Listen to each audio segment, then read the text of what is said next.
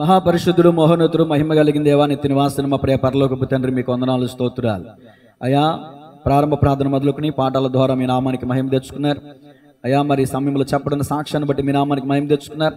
అలాగే ప్రకటించబోయే వాక్య సందేశాన్ని బట్టి నాతోను మాతోను మా అందరితో మీరు మాట్లాడమని యూట్యూబ్ ద్వారా వీక్షిస్తున్న వారితో కూడా మీరే మాట్లాడి మీ నామానికి మహిమ తెచ్చుకున్నామని యేసయ్య నామములో స్తుతించి ప్రార్థించి అడిగి వేడుకొనుచున్నాము తండ్రి, ఆమేన్.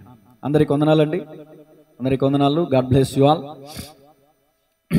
ఈరోజు మన వాక్య ధ్యానాంశం వేషధారణ. చెప్పండి అందరూ కూడా, మరలా చెప్పండి, వేషధారణ. 2 వారాల క్రిందట జానిగూడెం ఆదర్శ్ నగర్ మన రాజేంద్ర ప్రసాద్ గారి మందిరంలో 6 సేవకులుగా కలిసి ప్రార్థన చేస్తున్నాం. ప్రార్థనకి ముందు దైవజనులు విజయకుమారయ్య గారు చక్కని మాట తెలియజేశారు. తిమోతితో పౌలు చెప్తున్న మాట, తిమోతి, దేవుని వలన నీవు పొందిన కృపావరమును నిర్లక్ష్యం చేయొద్దు, నీ అభివృద్ధి తేటగా కనపరుచు నిమిత్తము కృపావరములను అపేక్షించాలి అని చక్కని మాట తెలియజేశారు. అసలు అద్భుతంగా దేవుడు నాతోనే మాట్లాడారు కదా అని చాలా సంతోషించారు. ఈ 2 వారాలు కొన్ని అనివార్య కారణాల వల్ల, కొన్ని ప్రయాణాల వల్ల, కొన్ని పరిస్థితుల వల్ల అపోస్తుల గురించి ప్రారంభిస్తానని చెప్పిన నేను సరిగ్గా వాక్యదానం కూడా చేయలేని పరిస్థితి. కాబట్టి గత వారం యథార్థత అనే అంశాధార ప్రసంగం చేశాను. ఈ వారం కూడా వేషధారణ అనే అంశాధార ప్రసంగమే చెప్తున్నాను. వచనాధార ప్రసంగం అంటారు దీన్ని. ఒక వచనాన్ని చెప్పినప్పుడు ఆ వచనం మీదే బేస్ చేసుకుని నేను చెప్తాను తప్ప ఆ వచనం ఏ పారాగ్రాఫ్లో ఉంది, ఏ అధ్యాయంలో ఉంది, ఏ సందర్భంలో అది మాట్లాడింది అంటే అది వేరే టాపిక్ అవుతుంది. కాబట్టి నేను అంశాధార ప్రసంగం కాదు, వచనాధార ప్రసంగం చేస్తున్నాను. ఈ వారాన్ని కూడా దయచేసి నన్ను మన్నించాలి. దైవజనుల ద్వారా ముందుగానే దేవుడు నన్ను హెచ్చరించాడు. నాకు కలిగిన కృపావరం ఏంటంటే దర్శనాలు, కలలు కాదు, స్వస్థతలు, అద్భుతాలు కాదు. నాకు నా అంతటా నేను చెప్పదగ్గది, నలుగురు నా గురించి చెప్తున్నది వాక్చాతుర్యం, వాక్యాన్ని ధ్యానించుట, వాక్యాన్ని ప్రకటించుట. దేవునికి స్తోత్రం కలుగును గాక. అంగీకరించిన మీ అందరికీ నా హృదయపూర్వక వందనాలు. కాబట్టి ఈ వాగ్దాటిని కానీ, ఈ వాక్యాన్ని ధ్యానించడం కానీ, వాక్యాన్ని ప్రకటించడం కానీ నిర్లక్ష్యం చేయకూడదని 2 వారాల క్రిందటే దైవజనుల ద్వారా దేవుడు నాతో మాట్లాడారు, నన్ను హెచ్చరించారు. కాబట్టి మన్నించాలి. వీలైతే దేవుని చిత్తమైతే వచ్చే ఆదివారం నుండి అయినా నేను అపోస్తుల చరిత్ర, అపోస్తులు అంటే 12 మంది యేసుక్రీస్తు ప్రభులు వారు ఏర్పరచుకుని పిలుచుకుని ఆయన సర్వలోకానికి సువార్తను ప్రకటించండి ఎవరికైతే బాధ్యత అప్పగించాడో ప్రభు, ఏమండి, వాళ్ళే అపోస్తులు. మరి ఇప్పుడు వచ్చినటువంటి ప్రముఖులకి చప్పట్లు కొట్టండి ఒకసారి, కొట్టాలి గట్టిగా. దేవునికి స్తోత్రం. ఎన్నిసార్లు సరే, మీ కుటుంబ పరిస్థితులు నాకు అర్థమవుతున్నాయి. అయినప్పటికీ కూడా సమయం మించకూడదండి, సమయం దాటి రాకూడదు, అలాగని మానకూడదు. అవుతుందా? 10 గంటలకే మందిరానికి వచ్చే ప్రయత్నం చేయండి. ఆరాధన అయిపోయిన తర్వాత మీరు వస్తే మీరు దీవెన వాయిదా వేసుకున్నట్టు వాళ్ళు అవుతారు. ఆరాధన అంటే నాకు చాలా ఇష్టం, వాక్యం చెప్పడం కంటే. అద్భుతంగా ఘనంగా జరిగింది ఈరోజు ఆరాధన, కానీ మీరు మిస్ అయిపోయారే. దానివల్ల మీకేం ఫలం చెప్పండి, మీకేం ఘనం చెప్పండి. ప్రతి వారం ఇదే మాదిరి చెప్తున్నాను, మళ్ళీ ఇదే మాదిరి మీరు వస్తున్నారు. దయచేసి క్రమాన్ని అనుసరించండి. సరే, వాక్యంలోనికి వద్దాం. చెప్పండి, ఈరోజు మన అంశం ఏంటండి? వేషధారణ. వేషధారణ అనే మాట పరిశుద్ధ గ్రంథంలో చాలా మంది గురించి వ్రాయబడింది. కొందరు వేషధారణతో ప్రార్థన చేస్తారు, కొందరు వేషధారణతో ధర్మం చేస్తారు, కొందరు వేషధారణతో ఉపవాసం ఉంటారు, కొందరు వేషధారణతో చాలా పనులు చేస్తారు. వాటన్నిటినీ ఒక్కొక్కటిగా మేము ముందుంచుతాను. దేవుని వాక్యాన్ని ప్రకటిస్తున్నప్పుడు దైవజనుడు ఇది వాళ్ళ కోసం వీళ్ళ కోసం అని అనుకోకూడదు. దేవుడు నాతో మాట్లాడుతున్నారు అనే విశ్వాసంతో మనం కూర్చుంటే సరి చేసుకునే ప్రయత్నం అనేది జరుగుద్ది. మీలో వేషధారులు ఉన్నారని నేను ఈ వాక్యం తీయలే. ప్రభు నా హృదయంలో పెట్టాడు భారం. వేషధారణ అనే మాట హృదయంలో మెదిలింది. ఇక దాన్ని ఈరోజు ఉదయమే 6 రోజుల్లో ఖాళీ లేవు. ఈరోజు ఉదయమే కూర్చొని ప్రభు సన్నిధిలో పెనుగులాడి మీ దగ్గరికి రావడం జరిగింది. దేవుని స్తోత్రం చెప్పండి. కొరింథీయులకు రాసిన 2వ పత్రిక, అసలు వేషం వేసుకున్నది ఎవడు?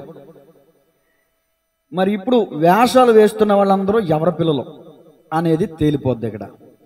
కొరింథీయులకు రాసిన 2వ పత్రిక 11వ అధ్యాయము 14వ వచనం చూడండి. ఇది ఆశ్చర్యము కాదు, సాతాను తానే వెలుగుదూత వేషము ధరించుకొనుచున్నాడు గనుక వాని పరిచారకులను నీతి పరిచారకుల వేషము ధరించుకొనుట గొప్ప సంగతి కాదు, వారి క్రియల చొప్పున వారికి అంతము కలుగును. దేవుని స్తోత్రం చెప్పండి. దేవునికి దూతలు ఉన్నట్టే సాతానుకు కూడా దూతలు ఉంటారు. చెప్పండి, దేవునికి దూతలు ఉన్నట్టే సాతానుకు కూడా దూతలు ఉంటారు. ఎవరండి ఈ సాతాను దూతలంటే? వేషం వేసుకుంటారన్నమాట. వీళ్ళు ఏం వేషం వేస్తారండి అంటే, వాళ్ళ తండ్రి సాతాను ఏ వేషం వేశాడో అదే వేషం వేస్తారు వీళ్ళు కూడా. వాళ్ళ తండ్రి సాతాను అని ఎందుకనంటే, ఆ తండ్రి దురాశలు నెరవేర్చుకోరువారు కాబట్టి నేను ఆ తండ్రి పిల్లలు అని సంబోధించాను. సాతాను వెలుగు దూత వేషం ధరించాడు అంటే వాడు వెలుగా చీకటా? చెప్పండి. చీకటి అయి ఉన్నటువంటి వాడు ఏ వేషం ధరించాడంట? వెలుగు వేషం ధరించాడు. వాడు వెలుగు కాదు. మరి ఎవరు వెలుగు మీరు చెప్పండి. దేవుడంటే యేసుక్రీస్తు వీళ్ళు. చాలా మంది ఈ వారంలో నాతో వాదించిన వాళ్ళు ఉన్నారు. యెహోవా సాక్షులు అనుకుంటా, వాళ్ళు యెహోవా దేవుడిని ఆరాధిస్తారనమాట. రిఫరెన్స్ల మీద రిఫరెన్స్లు పెట్టేస్తుంటే నాకు చిరాకు వచ్చి, అయ్యా మీకు వందనాలు, మీరు ఎవరిని నమ్ముతారో నమ్మండి, మీరు ఎవరిని విశ్వసిస్తారో విశ్వసించండి, నేను యేసే దేవుడిని నమ్ముతున్నాను, నన్ను వదిలేయండి, ఇంకా రిఫరెన్స్లు పెట్టకండి, మీకు వందనాలంటే అయినా పెట్టడం మాటల బ్లాక్ చేసి పెట్టేశా. ఎందుకు వివాదం ఎక్కడ ఉండునో అక్కడ ప్రతి నీచ కార్యం ఉండిన వాక్యం చెప్తుంటే ఈ మాట కూడా చెప్పి బతిమాలేను, నాకు పెట్టొద్దు నాయన. ఇలాంటి వాళ్ళు ఉంటారు. మీరు అన్నారు యేసే ఆ దేవుడు, యేసే ఆ వెలుగు. యేసుప్రభుల వారు కూడా చెప్పారు కదండి, నేను లోకమునకు వెలుగై ఉన్నానని. మరి ఎందుకండి చాలా మంది చీకటి సంబంధులు, చీకటి మాటలు, చీకటి పనులు చేస్తున్నారు? ఈ మాటలు వింటారేమో, నన్ను మన్నించుదురుగాక. దేవుని వాక్యం చెప్తుంది యేసుక్రీస్తు వెలుగై ఉన్నాడు. అయితే సాతాను ఏం చేస్తున్నాడంటే వెలుగుదూత వేషం ధరించుకుంటున్నాడంట. దేవుడు భూమి ఆకాశాలను సృజించాడు కదా, నేను కూడా ఏదో ఒకటి సృజించాలని చెప్పి సాతాను కూడా ఒకటి సృజించాడంట. ఏంటి తెలుసా? గందరగోళం. ఏంటిదండి? గందరగోళం, గలిబిలి. ఎక్కడ గలిబిలి ఉంటుందో, ఎక్కడ గందరగోళం ఉంటుందో, ఎక్కడ కీచులాట ఉంటుందో, ఎక్కడ పీకులాట ఉంటుందో, ఎక్కడ గొడవలు ఉంటాయో అక్కడ ఎవరున్నట్టు అర్థం? అది దాని అర్థం. దేవుని స్తోత్రం చెప్పండి. గొడవలాడే వాళ్ళ ముఖాలు చూడండి, ఎప్పుడైనా ఆనందంగా సంతోషంగా ఉంటాయా? వికృతంగా ఉంటాయి. వదిలేస్తే పిక్కు తినేలా. నేను కూడా అంతే, కోపంలో ఎవరైనా అలాగే కనబడతారు. నేను పైనుంచి దిగొచ్చానండి. దేవునికి స్తోత్రం చెప్పండి. కాబట్టి ఇక్కడ మనం నేర్చుకోవాల్సినటువంటి విషయం ఏంటంటే, అసలు మీరు నేను వేషధారులం కాదు. చెప్పండి, మీరు నేను వేషధారులు కాదు. అసలు వేషధారు ఎవరో చెప్పండి. ఇప్పుడు బైబిల్ చెప్పిన మాట, సాతానుగాడు. అసలు వేషధారు ఎవరంటే సాతానుగాడు.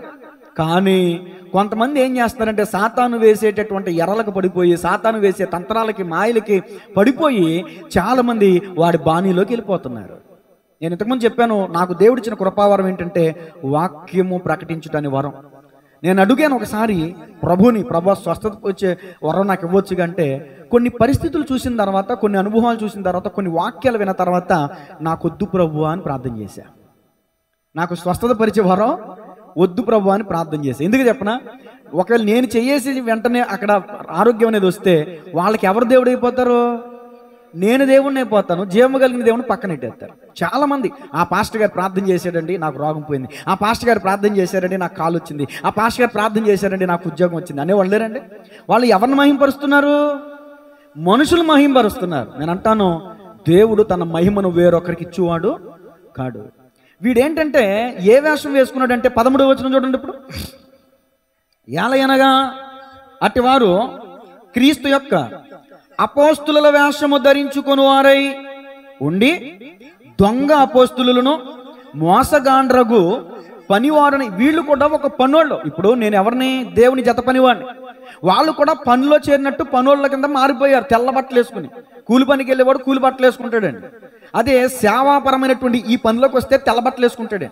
ఇప్పుడు వీళ్ళు కూడా తెల్ల బట్టలు వేసుకుంటున్నారండి. వాళ్ళు తరబీదు పొందిన వాళ్ళు కాదు, దేవుని వాక్యాన్ని పరిశీలించిన వాళ్ళు కాదు, మారు మనసు అనుభవం ఉన్న వాళ్ళు కాదు, దేవుని పిలుపున్న వాళ్ళు కాదు, ఓ చక్కని సాక్ష్య జీవితం ఉన్న వాళ్ళు కాదు. ఏదో తెలియనటువంటి ప్రాంతానికి వెళ్ళిపోతారు, బైబిల్స్ ట్రాక్స్ పంచి పెడతారు. లేకపోతే అంటే అలా పంచిపెట్టేవారు అందరినీ అంటలేదండి నేను. అందరిలో కొందరు ఉంటారు, అందరూ అలా ఉంటారని నేను చెప్పట్లా. ఆ కొందరిలో ఎవరంటే అపోస్తుల వేషం. అపోస్తులు అంటే ఎవరంటే క్రీస్తు ప్రభులు వారు ఏర్పరచుకున్న, క్రీస్తు ప్రభులు వారు పిలుచుకున్న 12 మంది శిష్యుల్ని అపోస్తులు అన్నారు. అంటే చాలా మంది అపోస్తుల వేషం, శిష్యుల వేషం వేస్తున్నారంట. ఏ వేషం వేస్తున్నారంటే చాలా మంది సాతానేమో యేసు ప్రభు వేషం వేసేసాడు. సాతానేమో చాలా మందికి తెల్ల బట్టలు వేసుకుని తెల్ల రూపంతో వచ్చాడండి రాత్రి నా కల్లోకి. యేసు రక్తమే జయం. ఇప్పుడన్నా అప్పుడు వెంటనే మీరు ఎవరు అనుకుంటారా? ఇంకెవరు? యేసు ప్రభువే. ఇంకెవరు? నేను అడుగుతున్న ఒక మాట, సాతానుగాడు నల్లగా ఉంటాడు అని బైబిల్లో ఎక్కడైనా ఉందా? మరి నల్లవాళ్ళందరూ దెయ్యాలు, తెల్లవాళ్ళందరూ దేవుడికి సంబంధించిన వాళ్ళు ఎందుకని అనుకుంటారు మీరు? ఇది ఒక అపోహ. యెషయా గ్రంథంలో రాయబడింది, వేకువ చుక్క తేజో నక్షత్రమా ఆకాశము నుండి నీ వెట్లు పడద్రోయబడితివి. వాడు ఒక వేకువ చుక్క వెలుగు దూత, అడు ఒక వెలుగు వలె ఉండేవాడు. అంటే నిత్యమైన వెలుగు కాదు, సహజ సిద్ధమైన దేవుని చేత సృష్టింపబడినది నక్షత్రం కూడా. అంటే ఆ వ్యక్తి సృష్టింపబడిన వాడు వెలుగే, కానీ దేవుని వెలుగు కాదు. దేవుని వెలుగు వేరు, ఆ యొక్క నక్షత్రం యొక్క వెలుగు వేరు. దేవుడు కృపనిచ్చాడు ఆ దూతకు కూడా, కానీ ఆ కృపను కోల్పోయాడు, గర్వానికి చోటిచ్చి పడద్రోయబడ్డాడు. కాబట్టి నల్ల ముసుగేసుకొచ్చింది అది దెయ్యం, తెల్ల ముసుగేసుకొచ్చాడు ఆయన యేసయ్య అని ఎవరో భ్రమపడకండి. భ్రమపరుచు ఆత్మలు ఉంటాయంట. ఫిలిప్పి పత్రికలు ఉంటుంది ఈ మాట, భ్రమపరుచు ఆత్మ. ఈ భ్రమపరుచు ఆత్మ దేవుని రూపంలో రావచ్చు, అమ్మనాన్నల రూపంలో రావచ్చు, ఎవరి రూపంలోనైనా రావచ్చు. కాబట్టి సాతాను తానే వెలుగుదూత వేషము ధరించుకుని ఉన్నాడు. వాడి పరిచారకులు కూడా ఏం చేస్తారంటే, అంటే వాడిని వెంబడించే వాళ్ళు నీతి పరిచారకుల వేషము ధరించుకున్నారు. అంటే శిష్యులుగా చలామణి అవుతున్నారు, క్రైస్తవులుగా చలామణి అవుతున్నారు, బోధకులుగా చలామణి అవుతున్నారు, సువార్థికులుగా చలామణి అవుతున్నారు. సువార్తను ప్రకటించే వారిలో కూడా అబద్ధికులు ఉంటారని వాక్యం చెప్తుంది. అక్కడ ఉందా లేదండి? నేను సొంతంగా చెప్తున్నానా? అపోస్తుల వేషం ధరించుకున్న వారు ఉండి దొంగ అపోస్తులు. చూసారు, దొంగలాళ్ళు. సువార్త ప్రకటించే వాళ్ళందరూ కూడా మంచోళ్ళు అనుకోవద్దు మీరు. బైబిల్ ప్రకటించే వాళ్ళు, సువార్త ప్రకటించే వాళ్ళు, బోధ చేసేవాళ్ళు, ప్రసంగికులందరూ కూడా పరిశుద్ధులు అనుకోవద్దు దయచేసి. దేవుని వాక్యం చెప్తుంది దొంగలు కూడా ఉన్నారు. ఎఫెసు సంఘాన్ని మెచ్చుకున్నాడు ఈ విషయంలో దేవాది దేవుడు. ఏందో తెలుసా? వారు అపోస్తులు కాకే తాము అపోస్తులు మనం చెప్పుకొనుచున్న వారిని నీవు పరిశీలన చేసి తెలుసుకుంటేవని నేను ఎరుగును. చూడండి, ప్రకటన గ్రంథం 2వ అధ్యాయం ఉంటుంది. నీ క్రియలను నీ కష్టమును 2వ అధ్యాయం 2వ వచనం, నీ సహనమును నేను ఎరుగుదాం. నీవు దుష్టులను సహింపలేవనియు అపోస్తులు కాకే తాము అపోస్తులు మనం చెప్పుకున్న వారిని పరీక్షించి వారు అబద్ధికులని నీవు కనుగొంటివనియు నీ సహనము నీవు సహనము కలిగిన నామము నిమిత్తం భారం భరించి అలయలేదని నేను ఎరుగుదును. ఇప్పుడు ఎఫెసు సంఘంలో మనం కూడా పరీక్షించాలి. ఎవడో దెయ్యాలను అలగొడుతున్నాడంట, ఎవడో స్వస్థతలు చేస్తున్నాడంట, ఎవడో సూచిక్రియలు చేస్తున్నాడంట. అబ్బా, మహానుభావుడు ఏంటాడు, దేవుడు ఏర్పరచుకున్న వ్యక్తి ఏంటాడు. మరి స్థానిక దైవజనుడి దగ్గర స్వస్థత పరిచే వారం లేదు, అద్భుతాలు చేసే వారం లేదు, సూచిక్రియలు చేసే వారం లేదు అంటే మరి నేను దేవుని ఏర్పరచుకున్న సేవకుని కాదా? చాలా మంది అలాగే అదే దూరంతో ఉన్నారండి. అందుకనేనండి ఎక్కడెక్కడికో పరుగులు తీస్తున్నారు. అద్భుతాల మయంలో, అద్భుతాల మాయలో పడేస్తున్నాడు సాతాన్. అద్భుతాలు జరుగుతాయని యేసు ప్రభుని నమ్ముకోవద్దు, యేసయ్యని నమ్ముకుంటే అద్భుతం చేస్తాడు. అప్పులు పోతే, రోగాలు పోతే అని యేసు ప్రభుని నమ్ముకోవద్దు, యేసయ్యని నమ్ముకుంటే ఆయనే తగ్గిస్తాడు, ఆయనే తీరుస్తాడు. గట్టిగా చప్పట్లు కొట్టి ధ్యానం మహింపరుద్దాం. బోధన గమనించండి. చాలా మంది ఇలాంటి బోధ చేసేవాళ్ళు ఉన్నారు. నీ రోగం పోవాలంటే చెప్పండి గట్టిగా, నీ యొక్క అప్పులు పోవాలంటే, నీకు ఉద్యోగం రావాలంటే, ఇలాంటి బోధ అంతా దుర్బోధ. అర్థమవుతుందా? ఇలాంటి బోధ అంతా దుర్బోధ. నేనేమని అనౌన్స్మెంట్ చేస్తాను తెలుసా? నాకే కనుక మైక్ ఇచ్చి నువ్వు చేయవయ్యా అనౌన్స్మెంట్ అంటే, నీ పాపం పోవాలంటే చెప్పండి గట్టిగా, అందరూ చెప్పండి. నరకం తప్పించబడాలంటే, పరలోకం వెళ్ళాలంటే, అది నేను చేసే బోధ. బైబిల్ చెప్తున్న నెరవేర్చడం. దేవుని స్తోత్రం చెప్పండి గట్టిగా. యేసు ప్రభు నమ్ముకున్న రోగాలు వస్తాయి, నమ్ముకోకపోయినా రోగాలు వస్తాయి. యేసయ్య నమ్ముకున్న అప్పులు ఉంటాయి, నమ్ముకోకపోయినా అప్పులు ఉంటాయి. అది వేరే విషయం. ఈ లోకం మట్టుకు మాత్రమే మనం ప్రభుని ఎరిగిన వారం, ప్రభు నమ్ముకున్న వారం అయితే ఇంకేంటి దానివల్ల ఉపయోగం ఏమీ లేదు. ఈ లోకంలో బతకడం కోసం కాదు ప్రభుని నమ్ముకునేది. ఈ లోకయాత్ర ముగించుకున్న తర్వాత ప్రభులో మిళితం అవడానికి, ప్రభుతో పాటు వెళ్ళడానికి, ఎగిరి వెళ్ళిపోవాలి, సొంతమైపోవాలి. అందుకని మన ప్రయాస. సరే, సబ్జెక్ట్ దగ్గర ఉపోద్ఘాతం దగ్గర ఆగిపోతే ఎలా? ఇది ఉపోద్ఘాతం. ఇప్పుడు అసలు లోపలికి వెళ్తున్నాను చూడండి. ఇప్పుడు మనలో ఎవరెవరు వేషధారులు ఉన్నారు, మనలో వేషాలు వేసే పరిస్థితులు ఉన్నాయా లేదా, ఇప్పుడు మనం పరిశీలించుకుందాం. ఇప్పుడు ఈ వాక్యం ఎవరి కోసం అంటే చెప్తున్నాను వినండి, నా కోసం. మీరు చెప్పండి, ఎవరి కోసం? అమ్మయ్యా, అందరికి మారు మనసు వచ్చింది. దేవుడు మనల్ని దీవించును గాక. అది సేవకుల్లో ఉన్నారు వేషధారులు, ఇప్పుడు వరకు చెప్పా. ఇప్పుడు ఎవరి గురించి చెప్తున్నాను తెలుసా?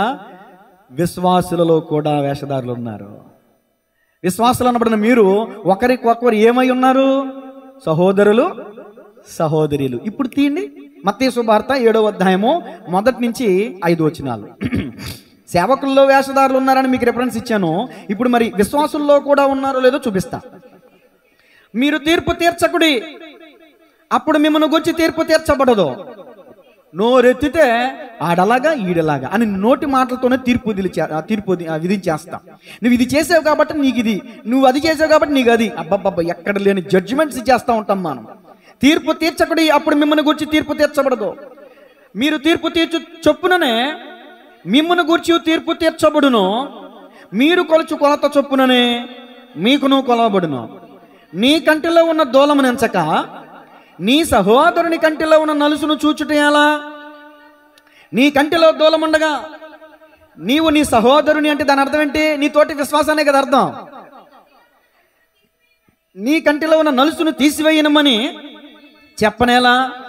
వేషధారి, మొదట నీ కంటిలో ఉన్న దూలమును తీసివేసుకొనుము, అప్పుడు నీ సహోదరుని కంటిలో ఉన్న నలుసును తీసివేయుటకు నీకు తేటగా కనబడును. లోపలికి రమ్మని చెప్పారు. లోపల ప్లేస్ ముందుకు జరగ కూర్చోండి అని చెప్పేది. అందుకనే గుమ్మం దగ్గర కూర్చోవద్దు, లోపల ఎంత ప్లేస్ ఉందో చూడండి, ముందుకు జరగ కూర్చోండి. జరగాలి, ముందుకు జరగాలి. వెనక చూస్తారంటే ముందుకు జరగమంటే ఏసు రక్తమే చేయం, మీకు తెలుగు అర్థం కావట్లా, ఏట మాసం బలం అన్నట్టు. దేవునికి స్తోత్రం చెప్పండి. కింద కూర్చోగలిగిన వారు కింద కూర్చోండి, లేకపోతే అమ్మా మీరు కుర్చీలో కూర్చోవచ్చు కదా కొంచెం. సరే, బాలింతరాలు కదా ఎందుకని. సరే, నా వైపు చూడండి. దేవుని స్తోత్రం చెప్పండి. ఒకసారి చప్పట్లు కొట్టండి. అందరూ సిట్టేట్ అయ్యారా? ఇప్పుడు ఎక్కడున్నాను చెప్పండి. మత్తయి సువార్త 7వ అధ్యాయం 1 నుంచి 5 వచనాలు చదువుకున్నాం కదా. వేషధారి ఎవరి గురించి ఈ మాట చెప్పబడింది చెప్పండి. ఇప్పుడు అది వేషధారులైన విశ్వాసులు. ఇప్పుడు నేను మీ గురించి చెప్పడం ఎందుకంటే మా గురించి మేము చెప్పుకుంటాం.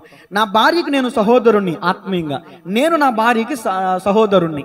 ఏమండి, ఇప్పుడు నా కంట్లో దూలాన్ని పెట్టుకుని నా సహోదరి కంట్లో నేనేం చేస్తున్నాను? నలుసు తీసే ప్రయత్నం చేస్తున్నాను. అప్పుడు దేవుడు నన్ను అంటున్నాడు, రే వేషధారి, రే వేషధారి, నీ కంట్లో ఉన్న దూలాన్ని తీసుకో ముందు, ఆ తర్వాత నీ సహోదరి కంటిలో, నీ సహోదరుని కంట్లో నలుసు దిద్దు. గాని నలుసు పెద్దదా దూలం పెద్దదా? అంటే పెద్ద పెద్ద పెద్ద పెద్ద పెద్ద తప్పులేమో మనం చేసేస్తా ఉంటాం. చిన్న చిన్న చిన్న చిన్న చిన్న తప్పులు మాత్రం ఏలెత్తేసి చూపించేస్తా ఉంటాం. అందుకనే తీర్పు తీర్చకుడి, మిమ్మును గూర్చి తీర్పు తీర్చబడదు. మీరు తీర్పు తీర్చు చొప్పుననే మిమ్మును గూర్చి తీర్పు తీర్చబడును. జాగ్రత్త జాగ్రత్త జాగ్రత్త. దేవుని స్తోత్రం చెప్పండి గట్టిగా. హల్లెలూయా. ఇంకెంతకు మించి ఏం చెప్పండి. తప్పులెంచువారు తండోపదండంబు ఉరివి జనులకెల్లా ఉండి తప్పు, తప్పులెంచువారు తమ తప్పులు ఎరుగరయ్యా. మనం చదువుకున్నప్పుడు వేమన గారి పద్యంలో చదువుకున్నాం కదండి. దేవునికి స్తోత్రం కలుగునుగా. లోకోక్తి చెప్తున్న సత్యం అది. ఈ రోజున ఎవరండి తప్పులు ఏలైతే చూపించేదంటే తప్పులు చేసేవాళ్ళే. అసలు ఏ తప్పు లేనోడు ఎదుటోళ్ళు తప్పు చూపించడు అసలు. దేవునికి స్తోత్రం చెప్పండి గట్టిగా. కాబట్టి ఈ రోజు నుంచి మనము ఎదుటివారి కంటిల్లో నలుసును తీసే ప్రయత్నం చేస్తే మనం ఏమై ఉన్నామని వాక్యం చెప్తుందో చెప్పండి అమ్మా. ఈ రోజు నుంచి, ఈ క్షణం నుంచి ఎదుటివారి కంటిలో నలుసును చూస్తారా? తీసే ప్రయత్నం చేస్తారా? చెప్పాలి గట్టిగా. నేను వింటా, నా దగ్గర మీరు విన్నా కూడా నన్ను నిలదీయొచ్చు. దేవునికి స్తోత్రం చెప్పండి. ఏ వాక్యం మీకేనా, నాకు కాదా? దేవునికి స్తోత్రం చెప్పండి గట్టిగా. మాట్లాడితే సందు దొరికితే ఎదుటి వాళ్ళ గురించి మనం మాట్లాడే ప్రయత్నం చేస్తామండి. మన నాలుకకి చాలా పదును ఎక్కువ, మన పెదాలకి చాలా చురుగుతనం ఎక్కువ. దేవుని వాక్యం చెప్తుంది, తక్కువగా మాట్లాడు అని ఒక నోరు ఇచ్చాడు దేవుడు, ఎక్కువగా విను అని 2 చెవులు ఇచ్చాడు దేవుడు. కానీ మనం ఎక్కువగా మాట్లాడతాం, తక్కువగా వింటాం. పూర్తిగా వినాలి, పూర్తిగా వినం. మనం పూర్తిగా వినకుండా సగం విని అన్నట్టు సగం విని మార్కులు వేసేస్తూ ఉంటాం. చాలా మంది వాక్యాన్ని వింటారండి, మార్కులు వేస్తారండి. ఆ దైవజనుడు బాగా చెప్పాడండి, ఈ దైవజనుడు ఇలా చెప్పాడండి. ఏ దైవజనుడైనా దేవుని ఆత్మాభిషేకంతో నిలబడి మాట్లాడుతున్నాడు అన్న సంగతి మర్చిపోతున్నావు. దైవజనుడికి మార్కులు వేసే త్రోలమా మనమా? దేవునికి స్తోత్రం చెప్పాలి గట్టిగా. ఏ దైవజనుడు దేవుని ఆత్మ అభిషేకంతో నిలబడి మాట్లాడుతున్నాడు సంగతి విచారించినప్పుడు నువ్వు ఎవరికి మార్కులు అయ్యో నిన్ను నువ్వు పరిశీలన చేసుకుంటావు. దేవునికి స్తోత్రం కలుగునుగా. చూడండి, ఎదుటి వారి కంటిలో నలుసును తెస్తారంట, తమ కంటిలో దూలాన్ని పెట్టుకుని. అలాంటి వాళ్ళని ప్రభు ఏమన్నా తెలుసా? అందులైన మార్గదర్శకులారా. అందులైన, నా కంట్లో దూలం ఉండగా అసలు కన్ను తెరవగలుగుతానా? గుడ్డోడ్నే. ఇంకొకరి కంట్లో నలిసి నిలదీస్తాను నేను నడిసే నడకే సరైంది కాదు, ఇంకొకరు ఏం చేస్తాను, నేను బాగు చేస్తానా? అరే నేను చెడిపోతే చెడిపోయాను కానీ నువ్వు బాగుపడరా అంటే ఎవరు నెట్టాడండి? ఎదటి వాళ్ళకి చెప్పాల్సింది ప్రసంగం కాదు, మాదిరి. మాదిరి లేనప్పుడు మనం చేసే ప్రసంగాలన్నీ బూడిదలో పోసిన పన్నీరు కాదా? యేసుక్రీస్తు ప్రభుల వారు మాదిరి చూపించారు. దేవుని స్తోత్రం చెప్పండి గట్టిగా. చూడండి, పరిసయ్యులు శాస్త్రులు అనబడిన వారిని దేవుడు యేసు ప్రభుల వారు వేషధారులనే శాస్త్రులారా అని సంబోధించాడు. ఒక్కసారి కాదు, మత్తయి సువార్త 23వ అధ్యాయం చూస్తే 5-6 సార్లు ఉంటుంది ఈ మాట, అయ్యో వేషధారులారా, అయ్యో వేషధారులారా. ఎవరన్నా పడిపోయినప్పుడు వెంటనే మనం అంటాం అయ్యో అయ్యో అంటా, ఎవరన్నా చనిపోయినప్పుడు అయ్యో ఫు ఫు ఫు అంటే అక్కడి మనకు వచ్చేస్తుందని ఏసు రక్తమే చేయం, అద్భుత మీద వేసుకో ఏసు రక్తమే చేయం. చావు కౌరినప్పుడు థూ అంటే ఇంకా కీడు రాదా మనకి? కీడంతా మన నోట్లోనే ఉంటే, కీడు ఎక్కడో లేదు. దేవునికి స్తోత్రం చెప్పాలి గట్టిగా. చూడండి, మత్తయి సువార్త 23వ అధ్యాయము 24వ వచనం. మీరు కూడా రెఫరెన్స్లు తీసి చదివితే బాగుంటుందండి. 23 చదవండి. అందులైన మార్గదర్శకులారా, ఏమండి, దోమ లేకున్నట్లు ఒడియగట్టి ఒంటను మృంగువారు మీరే. అయ్యో వేషధారులైన శాస్త్రులారా, పరిసయ్యులారా, మీరు గిన్నెయు పల్లెమును వెలుపట శుద్ధి చేయుదురు గాని అవి లోపల దోపుతోనో అజితేంద్రత్వముతోనో నిండి ఉన్నవి. గుడ్డి పరిసయ్యుడా, గిన్నెయు పల్లెమును వెలుపట శుద్ధి అగునట్టుగా ముందు వాటి లోపల శుద్ధి చేయము. దేవుని స్తోత్రం చెప్పండి గట్టిగా. గుడ్డోడికి దారి చూపిస్తే ఇద్దరు ఏమవుతారు చెప్పండి? అది మేడం మీకు అబ్బా అన్ని విషయాలు తెలిసిపోయినాయండి. మీకు తెలియదంటే ఏముండదు. జ్ఞానుల మధ్యలో దేవుడు నన్ను నిలబెట్టాడు, అందుకని భయపడతా వాక్యం చెప్తాను నేను. దేవునికి స్తోత్రం. గుడ్డెద్దే జైలుపోయినట్టు చెప్పండి నేను వాక్యం, ఎందుకంటే అక్కడ మళ్ళీ ఏంటి ఎట్ట చెప్పారు, అక్కడ ఎలా ఉందిగా అని అక్కడ ప్రశ్నిస్తారేమోనని. దేవునికి స్తోత్రం చెప్పండి గట్టిగా. మీరు మహాజ్ఞానులు, మహానుభావులు. అందులైన మార్గదర్శకులారా, దోమ లేకున్నట్లు ఒడియగట్టి ఒంటెను మృంగువారు మీరే. ఒడిగట్టడం అంటే అర్థం ఏంటి? మీరు నీళ్లు తాగేటప్పుడు, పాలు తాగేటప్పుడు ఏం చేస్తారండి? ఎందుకని వడగడతారు? ఏమైనా నలకలు ఉంటాయేమో, చిన్న చిన్న పురుగు పుట్ర ఏమైనా ఉంటుందేమో, దోమలు ఏమైనా ఉంటాయేమో అని వడకడతారు. అంటే దాని అర్థం ఏంటి? దోమ లేకున్నట్లు ఒడిగట్టడం అంటే ఇతరుల విషయంలో అలా వడకడతారంట. చిన్న చిన్న చిన్న చిన్న నలుసులను కూడా వదలరంట. చిన్న చిన్న దోమ అంటే దోమన్నా ఒంటన్నా ధర్మశాస్త్రం ప్రకారము అపవిత్రమైనవి. చెప్పండి, దోమన్నా ఒంటన్నా ధర్మశాస్త్రం ప్రకారం అవి అపవిత్రమైనవి. ఇక్కడ ఒంటంటే ఒంటిని చూడొద్దు మీరు, దోమ అంటే దోమను చూడొద్దు. అపవిత్రమైన కార్యం అది. ఎవడో చిన్న తప్పు చేశాడు, చిన్న అపవిత్రమైన పాపం చేశాడు, ఆ పాపాన్ని వడకడతారంట. వీళ్ళు మాత్రం ఒంటిని మింగేస్తారంట, రహస్యంగా చీకట్లో పెద్ద పెద్ద పాపాలు చేస్తూ ఉంటారంటండి. కానీ ఎదుటి వాళ్ళు మాత్రం నిలదీసేస్తారంట. అందుకని కింద కొంచెం ఎక్స్ప్లెయినింగ్ ఇస్తూ ఏమని రాయబడిందంటే, అయ్యో వేషధారులారా, గిన్నెయు పల్లెమును వెలుపట శుద్ధి అగినట్టుగా మీరు చేస్తున్నారు, కానీ ఇదిగో మీ గిన్నె లోపల అజితేంద్రం, కుశుద్ధం ఉంది. ఇక్కడ గిన్నె అంటే అర్థం ఏంటి చెప్పండి? చెప్పిన వారిని దేవుడు దీవించునుగాక, ఆమెను చెప్పరే. గిన్నె అనగా హృదయం, పళ్ళెం అనగా హృదయం. ఏమండి, మీరు పొద్దున్న లేచి ఏం తోముతారు? గిన్నెలు తోముతారు కదా, పైన తోముతారా, లోపల కూడా తోముతారా? మీరు మంచోళ్ళు కాబట్టి అలా చేస్తారు. ఈ పరిచయాలు అంటండి బయటే తోముతారంట, లోపల తోమరంట. ఒకవేళ లోపల సరిగ్గా తోమలేదు, తోమారు సరిగ్గా తోమలు ఎక్కడ అంటుంది, ఆ అంటున్నటువంటి పాత్రలో పాలు పోసారు, ఏమైనా ఇరిగిపోతాయి. మీ హృదయంలో అంటుంది. అందుకని ఎంత వాక్యం విన్నా మీకు మారు మనసు రావట్లేదు, ఎంత వాక్యం విన్నా మీకు పశ్చాత్తాపం కలగట్లేదు, ఎంత వాక్యం విన్నా మీకు స్పందన కలగట్లేదు అంటే మీ హృదయం అనే గిన్నె లోపల అపవిత్రమైన అంటు ఏదో ఉంది. ఆ అంటు శుద్ధి చేసుకో. దేవుని స్తోత్రం చెప్పండి గట్టిగా. వెలుపలకు చూస్తే తలతల్లాడిపోతున్నాయి గిన్నెలో, అబ్బబ్బబ్బబ్బబ్బ తలతల్లాడిపోతున్నాయి. విమ్ సొప్పు పెట్టి తోమేస్తున్నారు, అబ్బబ్బబ్బబ్బ చేతులు సొప్పులు అరిగిపోతున్నాయి, చేతులు పుల్లడిపోతున్నాయి. ఏం ఉపయోగం? గిన్నె లోపల శుద్ధి చేయనప్పుడు, గిన్నె లోపల శుద్ధి చేయకుండా ఆ గిన్నెలో ఏదైనా పదార్థం, మంచి పదార్థం వేయబడినా అది పాడైపోయినట్లు నీ హృదయం అనేటటువంటి గిన్నెని దేవుని వాక్యం అనే నీటి ద్వారా నువ్వు శుద్ధి చేసుకోకపోతే విలువైన దేవుని యొక్క ప్రసంగాలు పాడైపోతాయి, విరిగిపోతాయి. నీ యొక్క హృదయం అనే గిన్నెలో పని చేయో. ప్రసంగాలు వినటం కాదు, ముందు నీ హృదయాన్ని సరి చేసుకోవడం నేర్చుకో. దేవుని స్తోత్రం చెప్పండి గట్టిగా. అది తర్వాత మాట చూడండమ్మా, 27వ వచనం, అదే 23వ అధ్యాయం 27వ వచనం. అయ్యో వేషధారులైన శాస్త్రులారా, పరిసయ్యులారా, మీరు సున్నం కొట్టిన సమాధులను పోలి ఉన్నారు. అవి వెలుపల శృంగారముగా అగపడును గాని లోపల చచ్చిన వారి ఎముకలతోనూ సమస్త కల్మషముతోనూ నిండి ఉన్నవి. అలాగే మీరు వెలుపల మనుషులకు నీతిమంతులుగా ఆగబడుచున్నారు కానీ లోపల వేషధారణతోనూ అక్రమముతోనూ నిండి ఉన్నారు. సున్నము కొట్టిన సమాధిలా ఉంటివా, పై తెలుపే గాని లోపలంతా కుళ్ళు. సున్నము కొట్టిన సమాధిలా ఉంటివా, పై తెలుపే గాని లోపలంతా కుళ్ళు. నీ బ్రతుకంతా అలాగున్నదా, ఆచారాలకు బానిసైతివా. నీ బ్రతుకంతా అలాగున్నదా, ఆచారాలకు బానిసైతివా. ఆచారాలకు బానిసైతివా. తడిమి చూస్తే ఏశావు, స్వరము వింటే యాకోబు. నిన్ను తడిమి చూస్తే నిన్ను తడిమి చూస్తే క్రైస్తవుండవు, నీ స్వరము వింటే అన్యుడుండవు. వేషధారి ఓ వేషధారి, నీ బ్రతుకంతా మార్చుకోవా. వేషధారి ఓ వేషధారి, నీ బ్రతుకంతా మార్చుకోవా. నీ బ్రతుకంతా మార్చుకోవా. తడిమి చూస్తే ఏశావు, స్వరము వింటే యాకోబు. నిన్ను తడిమి చూస్తే క్రైస్తవుండవు, నీ స్వరము వింటే అన్యుడుండవు.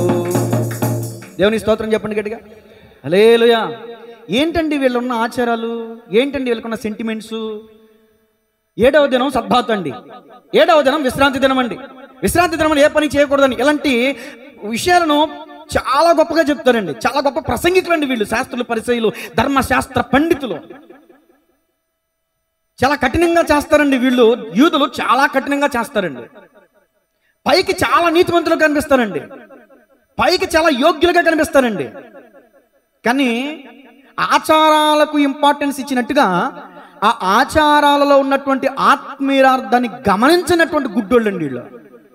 అనేక మందికి మార్గదర్శకులుగా కనిపిస్తున్నారే కానీ వీళ్ళు గుడ్డోళ్ళండి. ఎందుకు వీళ్ళు గుడ్డోళ్ళని అన్నాడు? ఎందుకు పరిశీలన శాస్త్రుల్ని గుడ్డోళ్ళు అన్నాడు యేసు ప్రభు అంటే, వీళ్ళు ఆచారాలను పాటిస్తారు కానీ ఆ ఆచారాలలో ఉన్న ఆత్మీయార్థాన్ని పాటించే వాళ్ళు వీరు కాదు. చూడండి, మత్తయి సువార్త 15వ అధ్యాయం 7వ వచనం. మత్తయి సువార్త 15వ అధ్యాయం 7వ వచనం. ఏమండి? వేషధారులారా, ఈ ప్రజలు తమ పెదవులతో నన్ను గనపరచుదురు గాని వారి హృదయం నాకు దూరముగా ఉన్నది. మనుషులు కల్పించిన పద్ధతులు దైవోపదేశములని బోధించుచు వారు నన్ను వ్యర్థముగా. ఇది ఏ సందర్భంలో చెప్పబడిందో తెలుసా అండి? శిష్యులు చేతులు కడుక్కోకుండా భోజనం చేస్తున్నారు. ఆ టైంలో యేసు ప్రభుల వారితో ఈ పరిశీలందరూ ప్రశ్నించారు, ఏమిటి నీ శిష్యులను అసలు పరిశీలన చేస్తున్నావా? చేతులు కడుక్కోకుండా భోజనం చేయమేంటి? అసలు ధర్మశాస్త్రం ఏం చెప్తుంది? అది ఇదని ప్రగల్భాలు పలిగేస్తున్నారు. యేసు ప్రభుని ప్రశ్నించారు. అలా ప్రశ్నించినటువంటి వారితో ప్రభు చెప్తున్న మాట మరి ఏ సందర్భంలో మీకు చెప్పకపోతే మీకు అర్థమవుతుంది కదా. అందుకని కొంత దేవుడిచ్చిన ధర్మశాస్త్రం కాకుండానండి యూదులు తమంతట తాము కూడా కొన్ని రాసుకున్నారంట. అవి బైబిల్లో రాయబడలా. అరే సౌండ్ చెక్, కూర్చి అమ్మావులకి చెక్, సరిగ్గా సిట్ కూర్చుని వినాలి వాక్యం. దేవుని స్తోత్రం చెప్పండి గట్టిగా, దేవునికి స్తోత్రం, హల్లెలూయా. దేవుడిచ్చిన ధర్మశాస్త్రం కాకుండా వాళ్ళు యూదులు ఏం చేశారంటే మనుషులు కల్పించిన పద్ధతులు, మనుషులు వాళ్ళు కల్పించుకున్నారు, వాళ్ళకంటూ ఒక గ్రంథాన్ని రాసుకున్నారంట. మనుషులు కల్పనలో ఈ రోజున మనలో కూడా చాలా కల్పనలు ఉన్నాయి, అవునంటారా కాదంటారా? మనలో కూడా చాలా కట్టడలు ఉన్నాయి, ఉన్నాయంటారా లేవంటారా? ఇప్పుడు క్రైస్తవుడు లోక సంబంధమైన ఆచారాలలో పాలుపంపులు పొందొచ్చా అంటే పొందకూడదు. వాళ్ళు ఎదురెత్తి వెళ్ళకూడదు, వీళ్ళు ఎదురెత్తి వెళ్ళకూడదు, వాళ్ళు తుమ్మితి వెళ్ళకూడదు, వీళ్ళు అలాంటి మనలో ఉన్నాయా? ఇంకా మనలో ఉన్నాయంటే మనం ఏంటి అని అర్థం? పనికి మాలిన ఆటికి మనం మగ్గు చూపిస్తున్నాం అని అర్థం. మనకి ఆ శాస్త్రులకి పరిశీలికి పెద్ద తేడా ఏమీ లేదనే విషయాన్ని ఇక్కడ మనం గమనించాలి. చదవండి ఇక్కడ. ఈ ప్రజలు ఏం చేస్తున్నారంటే తమ పెదవులతో నన్ను గనపరచుదురు కానీ వారి హృదయం నాకు దూరంగా ఉన్నది. మనుషులు కల్పించిన పద్ధతులు దైవోపదేశములని బోధించుచు వారు నన్ను వ్యర్థముగా ఆరాధించుతున్నారని యెషయా మిమ్మును గురించి ప్రవచించిన మాట సరియే అని వారితో చెప్పి జనసమూహములను పిలిచి, మీరు విని గ్రహించండి, ఇప్పటికైనా నోట పడునది మనుషుని అపవిత్రపరచుదు గాని నోట నుండి వచ్చినదే మనుషుని అపవిత్రపరుచునని వారితో చెప్పిన ఇదిగో తినే ఆహార పదార్థం కాడ వచ్చింది అక్కడ సందర్భం. ఆ సందర్భాన్ని వివరిస్తూ ప్రభు చెప్తున్న మాట, అత్తినకూడదు అత్తినకూడదు అని తినేదాని గురించి కొట్లాడుకుని సత్తన్నారు. ఇప్పటికీ కూడా ఏసు రక్తమే చేయం. అసలు తినేది ఈరోజు తింటే రేపొద్దున అది బహిర్భూమిలో ఎడబడద్ది. తినే పదార్థం వల్ల అపవిత్రత కలగదు. అర్థమవుతుందండి? నిజంగా ఎవరో చెప్పినట్టు విషం కలిపితే తినడానికి తాగడానికి మనం ఆలోచించాలి, కానీ దేవుని స్తోత్రం చెప్పండి. తిను దాని వల్ల అపవిత్రత కలగదని ప్రభు చెప్పారు. ఇప్పుడు దేని వల్ల అపవిత్రత వస్తుందంటే నోటిలోనికి వెళ్ళేదాని వల్ల కాదంట, నోట నుంచి బయటకు వస్తుందంట. నోట నుంచి బయటకు వస్తుందంటే అది ఆల్రెడీ ఎక్కడ ఉందని అర్థం. హృదయం నిండిందని బట్టే నోరు మాట్లాడితే నీ హృదయంలో ఏముంటే ఏమొస్తుంది బయటికి. నువ్వు మాట్లాడే మాట నువ్వు నీతిమంతుడువా అనీతిమంతుడువా అని చెప్తుంది. నువ్వు చేసే పని నువ్వు యథార్థపరుడువా అవినీతిపరుడువా అని చెప్తుంది. ఇక్కడ అందుకనే యేసు ప్రభువు వారు చెప్పిన మాట, మనుషుడు మాట్లాడే ప్రతి మాటకి విమర్శ దినమున లెక్క చెప్పాలి. నీ హృదయంలో ఉన్న అపవిత్రత, ఇప్పుడు గిన్నె అనగా హృదయం, ఈ గిన్నె లోపల అజితేంద్రియం ఉంది. గుడ్డి పరిచయుడా, ఓ గుడ్డి పరిచయుడా, వేషధారి, నీ గిన్నె లోపల కడుగు, శుద్ధి చేయి. ఏముంది గిన్నె లోపల? అజితేంద్రియం. ఏంటి అజితేంద్రియం? ఇక్కడ వివరణ ఉందో చూడండి, చదవమ్మా. అంతటా ఆయన అమ్మా మీరు టాపిక్ మిస్ అవుతున్నారా? నోట పడినది అపవిత్రపరచదు కానీ నోట నుండి వచ్చినది మరలా అదే చదువుతున్నాను చూడండి, 10వ వచనం. జనసమూహం పిలిచి మీరు విని గ్రహించండి, నోట పడున్నది మనుషుని అపవిత్రపరచదు కానీ నోట నుండి వచ్చినది అపవిత్రపరచునని వారితో చెప్పాను. అంతటా ఆయన శిష్యులు వచ్చి పరిసయ్యులు, చదవమా, ఆ మాట విని అభ్యంతరపడినని నీకు తెలియనా అని ఆయనను అడుగగా, శిష్యులు కూడా అర్థం కావట్లేదు. ఇక్కడ ఆయన పరలోకమందున్న నా తండ్రి నాటని ప్రతి మొక్కయ్యో పెళ్ళగింపబడును, వారి జోలికి పోకండి, వారు గుడ్డివారయుండి గుడ్డివారికి త్రోవ చూపువారు. అదిగో గుడ్డివానికి త్రోవ చూపిన ఎడల వారిద్దరు గుంటలో పడుదురు కదా నేను. అందుకు పేతురు, ఈ ఉపమాన భావం మాకు తెలుపమని ఆయనను అడుగగా, ఆయన మీరును ఇంత అవివేకులై ఉన్నారా? నోటులోనికి పోవున దాంతో కడుపులోనికి పడి బహిర్భూమిలో విడవబడును గాని ఏంటి ఆ హృదయంలో నుంచి బయటకు వచ్చేది? ఏంటి మనిషిని అపవిత్రపరిచేది? 19వ వచనం. ఇవే మీరు గ్రహింపరా? ఏంటవి? ఒక్కొక్కటి చదవమ్మా. దురాలోచనలు, నరహత్యలు, వ్యభిచారములు, వేశ్యాగమనములు, దొంగతనములు, అబద్ధ సాక్ష్యములు, దేవదూషణలు హృదయములో నుండే వచ్చును. ఇవే మనుషుని అపవిత్రపరచును గాని చేతులు కడుగు కొనక భోజనం చేయటం మనిషిని అపవిత్రపరచదని. అది ఇప్పుడు ఏ మాటతో అయితే ఈ పారాగ్రాఫ్ స్టార్ట్ అయిందో ఆ పారాగ్రాఫ్తోనే ముగించబడింది. చూసారా అంశం? దేవుని స్తోత్రం చెప్పండి గట్టిగా. చేతులు కడుక్కున్నావా కడుక్కోలేదా? చేతులు కడుక్కోపోతే అపవిత్రం అని అంటున్నారు వాళ్ళు. అసలు చేతులు కడుక్కోవడం కాదు నాయన, నీ హృదయాన్ని కడుక్కో అన్నాడు ప్రభు. ఈరోజు మీ చేతుల్ని డెటాల్తో కడుక్కుంటున్నారు. ఎందుకని? కరోనా వైరస్ వచ్చిన తర్వాత అందరికీ భయం వేసేసింది. నిజమే, ఇప్పటికీ మీరు చేస్తున్నారు లేదు కానీ ఇంటికి వచ్చాక నీ డెటాల్తో కడుక్కుంటా చేతులు. భయం వేసేసింది. ఇదేంటి? అనేక క్రిములు లోపలికి వెళ్ళిపోతున్నాయి. అనేక క్రిములు రోగాలను పుట్టిస్తున్నాయి. చేతులు కడుక్కోకపోతే మన ఆరోగ్యం పాడైపోతుంది, వాస్తవమే.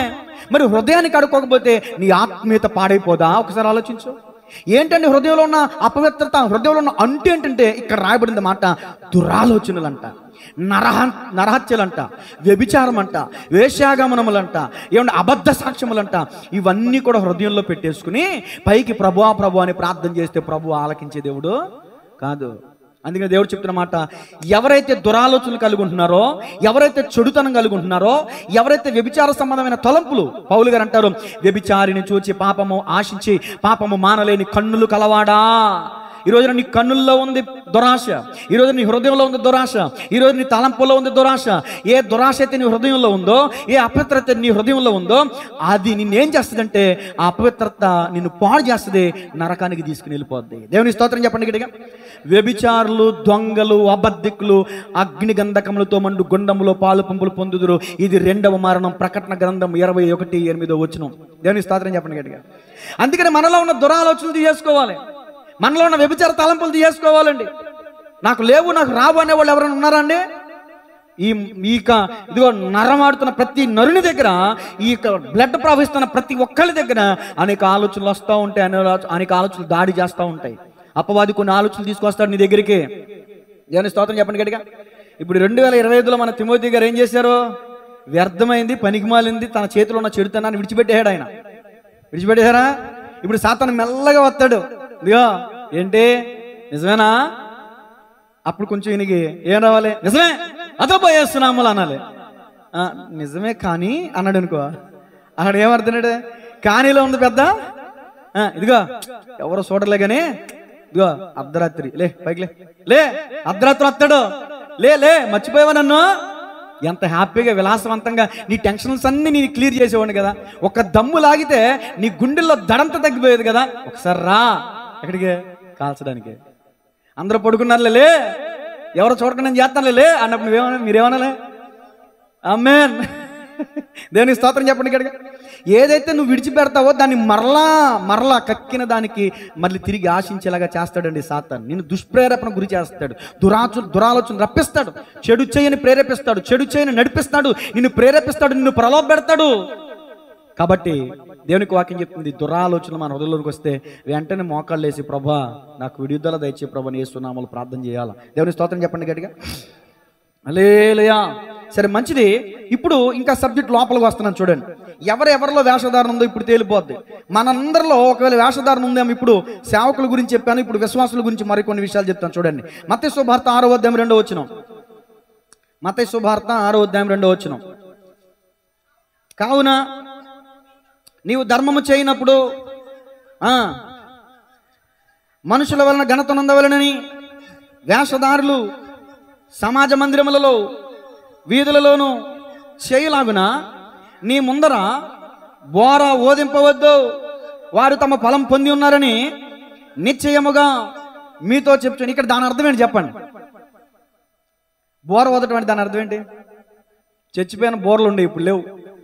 బోర్లు అంటే మైకాలో క్యాన్వర్స్ చేయటం. వాళ్ళ తోట తిమోతి గారు ఏం చేశారు? ఈ చర్చ్ యానివర్సరీ 28వ తారీఖు చర్చ్ యానివర్సరీకి 1000 పదాలు చదివించారు.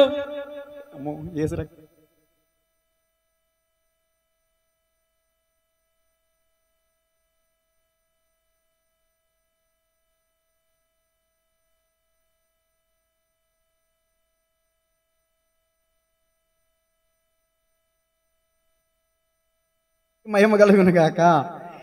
100 రూపాయలు 10 రూపాయలు ఇచ్చి 100 సార్లు చదివిస్తావే, దాన్ని ఏమంటారు?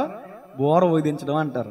ఒకవేళ పొరపాటున 10 మంది పేర్లు చదివి 11వ పేరు మర్చిపోతే ఇక వచ్చి ఆదివారం ఏంటో తెలుసా? యేసు రక్తమే జయం. ఇదిగో మా కానుక కనిపించలేదు పాస్టర్కి, మా పేరు కనిపించలేదు పాస్టర్కి, అందుకే నేను చదివించే సెక్షన్ మానేసా. దేవుని స్తోత్రం చెప్పండి గట్టిగా. ఉంది ఆ జబ్బు కూడా నాకు ఉంది, కొద్ది గొప్ప ఉండేది, దాన్ని తీసేసుకున్నా. దేవుని స్తోత్రం చెప్పండి గట్టిగా. కాబట్టి మీరు ఎంత ఇచ్చినా అది నా హృదయానికి ప్రభుకి తప్ప ఇంకెవరికి తెలియదు, నాకు కూడా తెలియకూడదండి. ఇక్కడ వేసేది దేవునికి స్తోత్రం కలిగినగా. హల్లెలూయా. కాబట్టి ధర్మం చేసేటప్పుడంట మనుషులు కనబడాలనంట ధర్మం చేస్తారంట. అది తప్పండి. దేవుడు చెప్తున్నట్టు నువ్వు ధర్మం చేయనప్పుడు ఇదిగో నువ్వు మనుషులు కనబడాలని, ప్రజలకు వినిపించాలని పెద్ద పెద్ద గట్టి గట్టి కేకలేసి ఈరోజు ఏం చేస్తున్నారంటే, ఈ మాట నాకు కూడా గుచ్చుకుంటుంది. దేవుడికి స్తోత్రం. ఒక చిన్న సహాయం చేసి సెల్ఫీలు. మరి ఒప్పుకోవాలి కదండి. అతిక్రమాలు దాచిపెట్టుకున్నవాడు, వాటిని ఒప్పుకుని విడిచిపెట్టేవాడు ఒక చిన్న పళ్ళు పంచిపెట్టేసి వీడియో తీసేసి సమాజ సేవని యూట్యూబ్లో పెట్టేయటం. నేనే మానేసి యేసు రక్తమే. బోర ఊదింపవద్దు.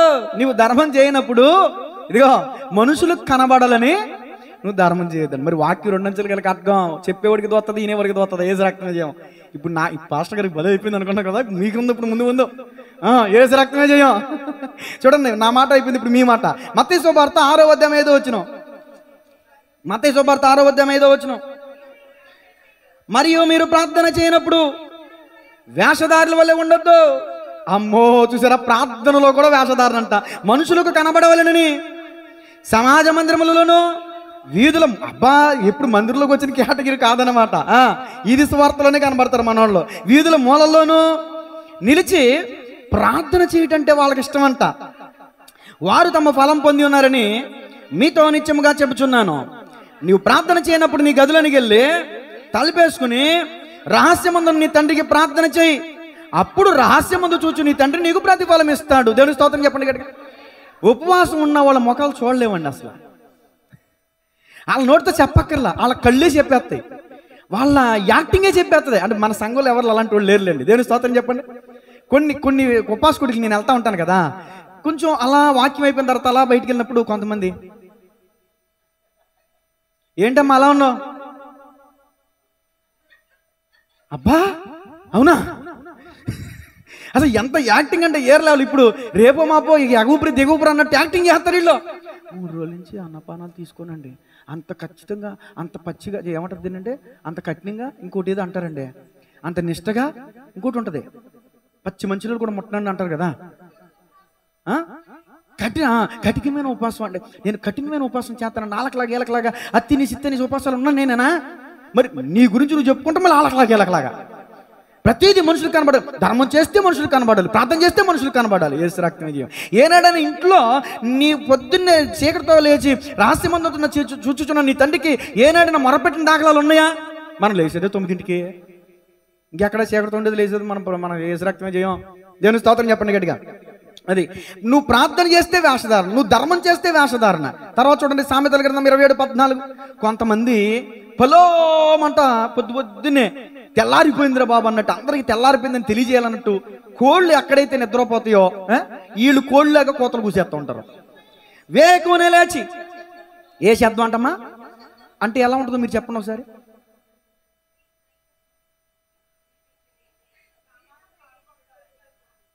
గొప్ప శబ్దం అంటే నేను అరిస్తే మీరు భయపడతారని అరవమంటారా? శబ్దం అని అనుకోండి, యేసయ్యా అనేది శబ్దం. కొంచెం చెవులు పెట్టుకోండి కొంచెం గట్టిగా. గొప్ప శబ్దం అంటే యేసయ్యా. ఎప్పుడు లేచి పక్కింటోడికి నిద్ర ఉంటుందా? పక్కింటోడికి నిద్ర ఉంటుందా? దాన్ని ఏమంటారు? వేషధారంతో కూడిన ప్రార్థన. ఆ ప్రార్థన దీవిని తీసుకురాదంట. చూడమ్మ చదువు. మీరు వేకునే లేచి ఏ శబ్దం మర్చిపోతున్నామండి మరి, గొప్ప శబ్దంతో తన స్నేహితుని దీవించువని దీవెన అదిగో వానికి శాపం అయిపోద్దంట. నువ్వు ప్రార్థన చేస్తున్నావు ఊరులందరికి తెలియాలా, వాడగట్టులందరికి తెలియాలా, పక్కింటి వాళ్ళకి తెలియాలా నువ్వు ప్రార్థన చేస్తున్నావని. దేవునికి స్తోత్రం కలిగింది. ఏంటి ఇలా బాధ ఇలా ఆరాటం? రే పలానా ఓడిరా పొద్దున్నే లేచాడురా, పెద్ద ప్రార్థన ఎట్టేస్తున్నాడురా, పెద్ద పెద్ద కంఠంతో ప్రార్థన, ఎంత భక్తి పొరుడురా.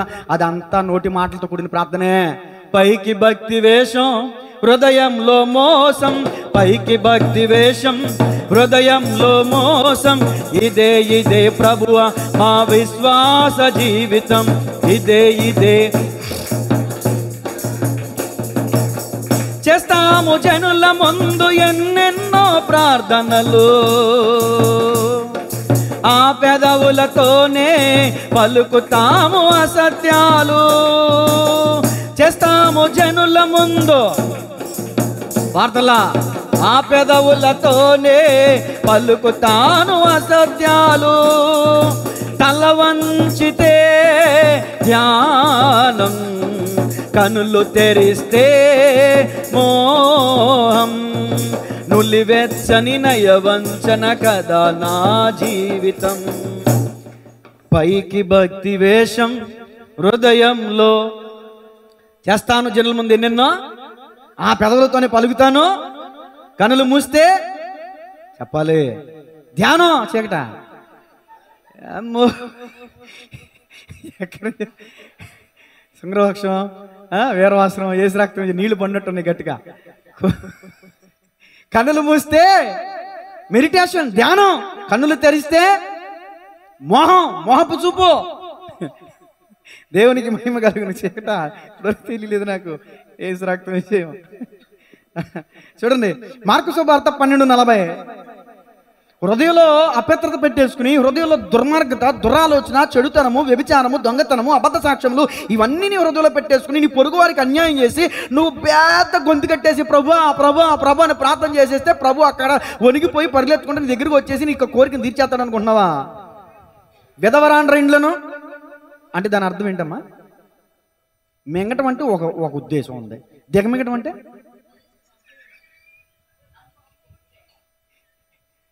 శబ్దం వేరు, గొప్ప శబ్దం వేరు, మింగటం వేరు.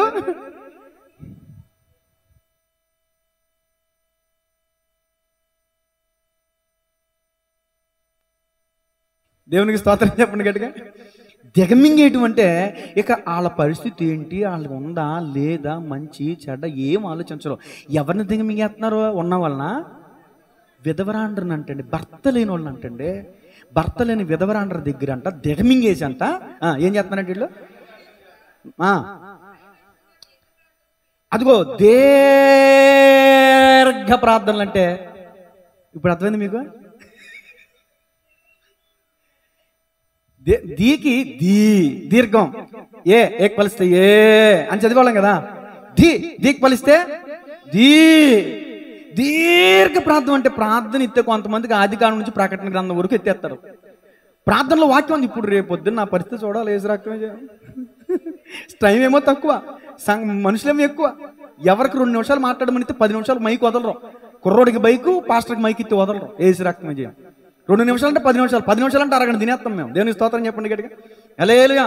ఇప్పుడు విధవరాండ్రని దిగమింగుచు మాయా దర్శనములు అంటే దర్శనాలు చూసేవాళ్ళు అన్నారు మన రంగంలో? ఎవరు లేదు. దేవునికి స్తోత్రం చెప్పండి. మాట్లాడితే పాస్టర్ గారు నాకు దర్శనం వచ్చేసిందంటే, తెల్లారులైతే బతికేది అన్యాయపు బతుకు, తెల్లారులైతే అన్యాయపు సొమ్ము, తెల్లారులైతే దోచుకోవడమే నీ బతుకు అంటే వాళ్ళని అంటున్నామో. మన సంఘంలో ఎవరు లేరు కాబట్టి దేవుని స్తోత్రం చెప్పండి. మనం అనుకుంటామంటే ఏసు రక్తమే చేయం, ఏసు రక్తమే. తెల్లారులైతే అన్యాయంగా బతుకుతావు. దేవుడు నీకు, నేను చాలాసార్లు సిగ్గుపడ్డాను తెలుసా, నాకు దర్శనం వచ్చిందని చెప్తుంటే, చిచ్చే ఏసయ్యా నువ్వు నన్ను పిలుచుకున్నావా, ఏర్పాటు చేసుకున్నావా? ఏనాడు ఒకసారి అలా కనిపించి అలా కూడా మాయమవ్వలేదు నాకు. నా బతికేంటి 10-13 సంవత్సరాలు నేను సేవ జీవితంలోకి వచ్చాను కదా, ఏనాడైనా నాకు కనబడలేదు. కానీ ఆమెకు ఎలా కనబడుతున్నావు? నోరు తెరిస్తే కొంప, ఇల్లు చూస్తే కొంప, ఇల్లు చూస్తే శుద్ధి ఉండదా, ఒళ్ళు చూస్తే శుద్ధి ఉండదా, నోరు చూస్తే శుద్ధి ఉండదా? వాళ్ళకి ఎలా కనిపించావు? నాకెందుకు కనబడ్డావు అన్న బాధపడిన రోజులు ఉన్నాయి తెలుసా. ఇప్పుడు అర్థమైంది, వాళ్ళు మాయా దర్శనాలు అంట.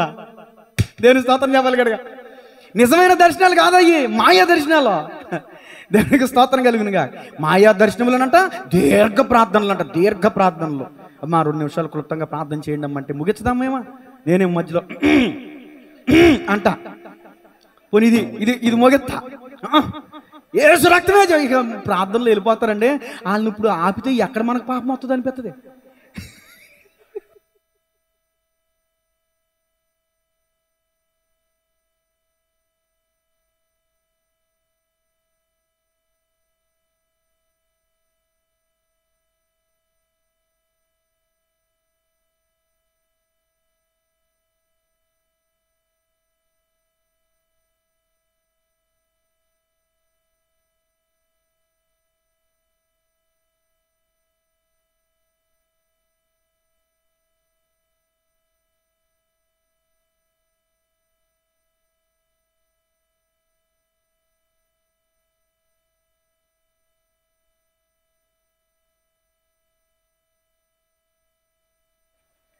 ఏమండే విలువతో కూడిన 5 మాటలు చాలవండి.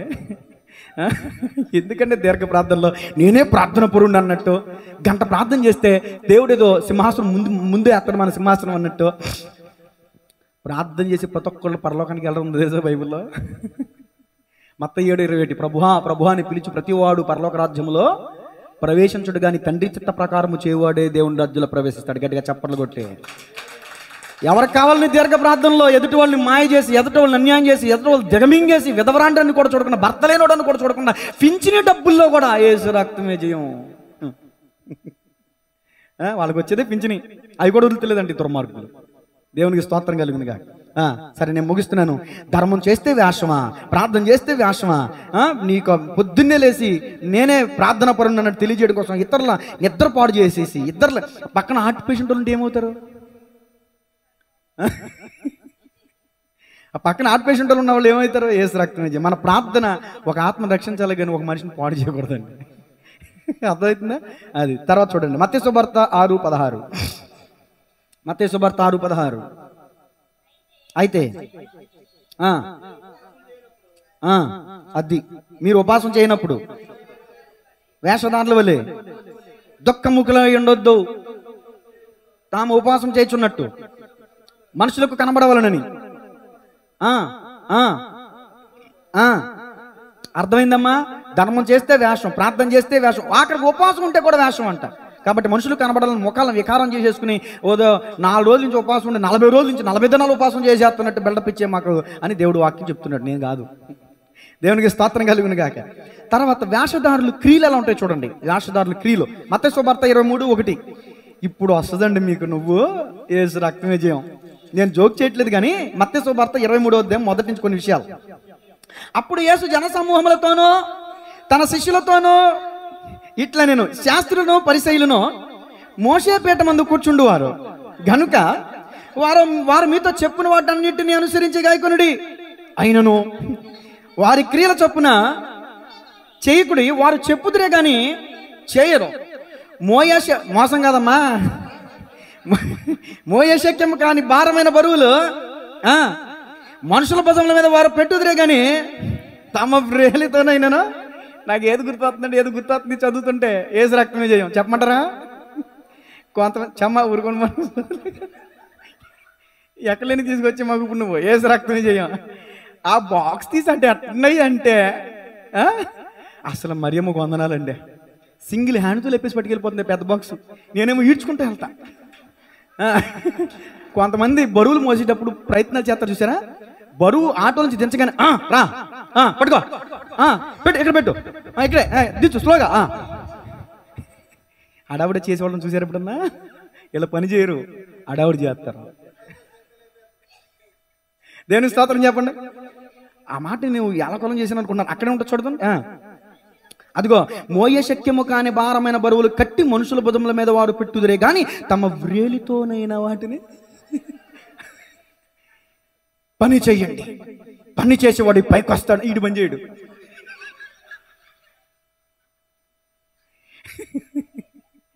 ఈడు పని చేయడు, రోడ్లన్నీ తిరుగుతాడు ఎక్సర్సైజ్లు. పని చేసేవాళ్ళకి అసలు వ్యాయామాలు చేసిన పని ఉంటుందా? దేవుని స్తోత్రం చెప్పండి. అది కదిలింపనలరు. మనుషులకు కనబడు నిమిత్తము తమ పనులన్నీ చేయుదురు, తమ రక్షరేకులు వెడల్పుగాను తమ చెంగులు పెద్దవిగాను చేదురు. రక్షరేకులు అంటే ఏంటి? చెంగులు అంటే ఏంటి? చెంగులంటే వాళ్ళకి ఒక వస్త్రధారణ ఇవ్వబడిందండి, యాజకులకు కానీ శాస్త్రులకు కానీ పరిశీలకు కానీ. ఆ వస్త్రాలు పెద్దగా ఎంత పెద్దగా ఉంటే అంత భక్తిపరుడు అన్నట్టు ఉద్దేశం అంట. అసలు ఆ వస్త్రధారణ ఎందుకు ఏర్పాటు చేశాడు దేవుడు అనేది తెలీదు, దాని లోపల అంతరార్థం తెలీదు. పెద్ద వస్త్రాలు కట్టేసుకుంటారు.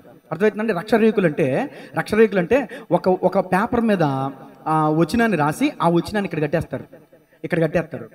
అర్థమవుతున్న రక్షరేకులు అంటే ఈ వాక్యం మనం రక్షిస్తుంది అంటే దాని అర్థం ఏంటి? ద్వితీయోపదేశకాండంలో దేవుని వాక్యాన్ని నీ నుదుటి కట్టుకో, నీ నుదుటి కట్టుకో, నీ చేతికి కట్టుకో అని ఉంది కదా. మన వాళ్ళు నిజంగా కట్టేశారు. అక్షరము చంపును గాని ఆత్మ జీవింపచేయను. అక్షరార్థంగా చేసేవాడు ఈ బ్యాచ్ అంతా. ఇక తాయితులు కాదు, పెద్ద తేడా ఉందా చెప్పండి? ఇక్కడ కట్టుకునేది ఏంటిది? మరి ఇక్కడ వాళ్ళు ఏం చేశారు? దేవుడు ఇక్కడ ఎందుకు కట్టుకోమన్నాడంటే నీ మెదడులో ఉండాలి వాక్యం అని చెప్తున్నాడు.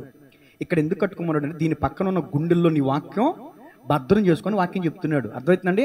వాళ్ళు గుండె లోపల పెట్టుకోరు, గుండె పక్కన చేతికి కట్టుకుని రక్షరేకులు అంటే ఇదిగో వాక్యం, ఇదిగో పాగా, ఇదిగో రక్షణ రేకు, ఈ వాక్యం మనం రక్షించేస్తుందని కట్టేసుకుంటారు. కొంతమంది గృహానికి పెట్టుకొని తప్పలేదు, ఈ గృహమునకు అధిపతి యేసుక్రీస్తే అని బయట రాస్తారు, కానీ లోపల చూస్తే దెయ్యాల అధిపతి బయలుజూరు ఉంటాడు. గుమ్మ మీద చూస్తే ఈ గృహమునకు అధిపతి యేసుక్రీస్తు అని రాసి పెట్టేస్తారు, కానీ లోపల చూస్తే దెయ్యాల అధిపతి బయల్జెబూబు అధిపతిగా ఉంటాడు. అర్థమవుతుందా? సరే, నేను సబ్జెక్ట్లోకి వస్తున్నాను. వారి క్రియలు ఏంటంటే వాళ్ళు చెప్తారు కానీ చేయరంటండి. వీళ్ళందరూ వేషధారులే. ఇప్పుడు మనం కూడా ఏమండి ఈ ప్రపంచంలో అతి తేలికైనటువంటి పని ఏంటో చెప్పండి. చప్పట్లు కొట్టుంటా చిరంజీవి. అతి తేలికైన పని ఏంటంటే ఇతరులకి సలహా ఇవ్వటం. అందునా ఇస్తున్నారా? ఆలోచన ఇచ్చే వాళ్ళు కూడా డబ్బులు ఇస్తున్నారంట. అమ్మో సరే, అంత దాకా మన వద్దులే కానీ మన ఆలోచన చెప్పడం చాలా తేలిక, కానీ మనం చేయడమే. వీళ్ళు ఆలోచన చెబుతారే కానీ వీళ్ళు చేయరండి, వీళ్ళు ప్రకటిస్తారు కానీ వీళ్ళు పాటించరండి. అలాంటి వాళ్ళండి వేషధారులు, శాస్త్రులు, పరిసయ్యులు. తర్వాత చదవమ్మా అమ్మా, సంఖ్యాకాండం 15:38. మీకు వస్త్రాల గురించిన విషయాన్ని వివరిస్తాను. వీళ్ళు పెద్ద చెంగులు. చాలా మంది ఈ రోజున తెల్ల వస్త్రాలు వేసుకుని పరిశుద్ధులు అనుకుంటారు. నీవు ఇశ్రాయేలులతో ఇట్లనుమో, వారి తరములకు అంచుల కుచ్చుల మీద నీలి సూత్రము తగిలింపవలెను. మీరు నా ఆజ్ఞలన్నిటినీ జ్ఞాపకం చేసుకుని మీ దేవునికి ప్రతిష్ఠితులై ఉండునట్లు మునిపటి వలె కోరిన వాటిని చూచిన వాటిని బట్టి వ్యభిచరింపక. దేని చూచి? ఆ వస్త్రాన్ని, ఆ వస్త్రం మీద నీలి సూత్రాన్ని. అదే అదే అదే చదవ, కంటిన్యూ.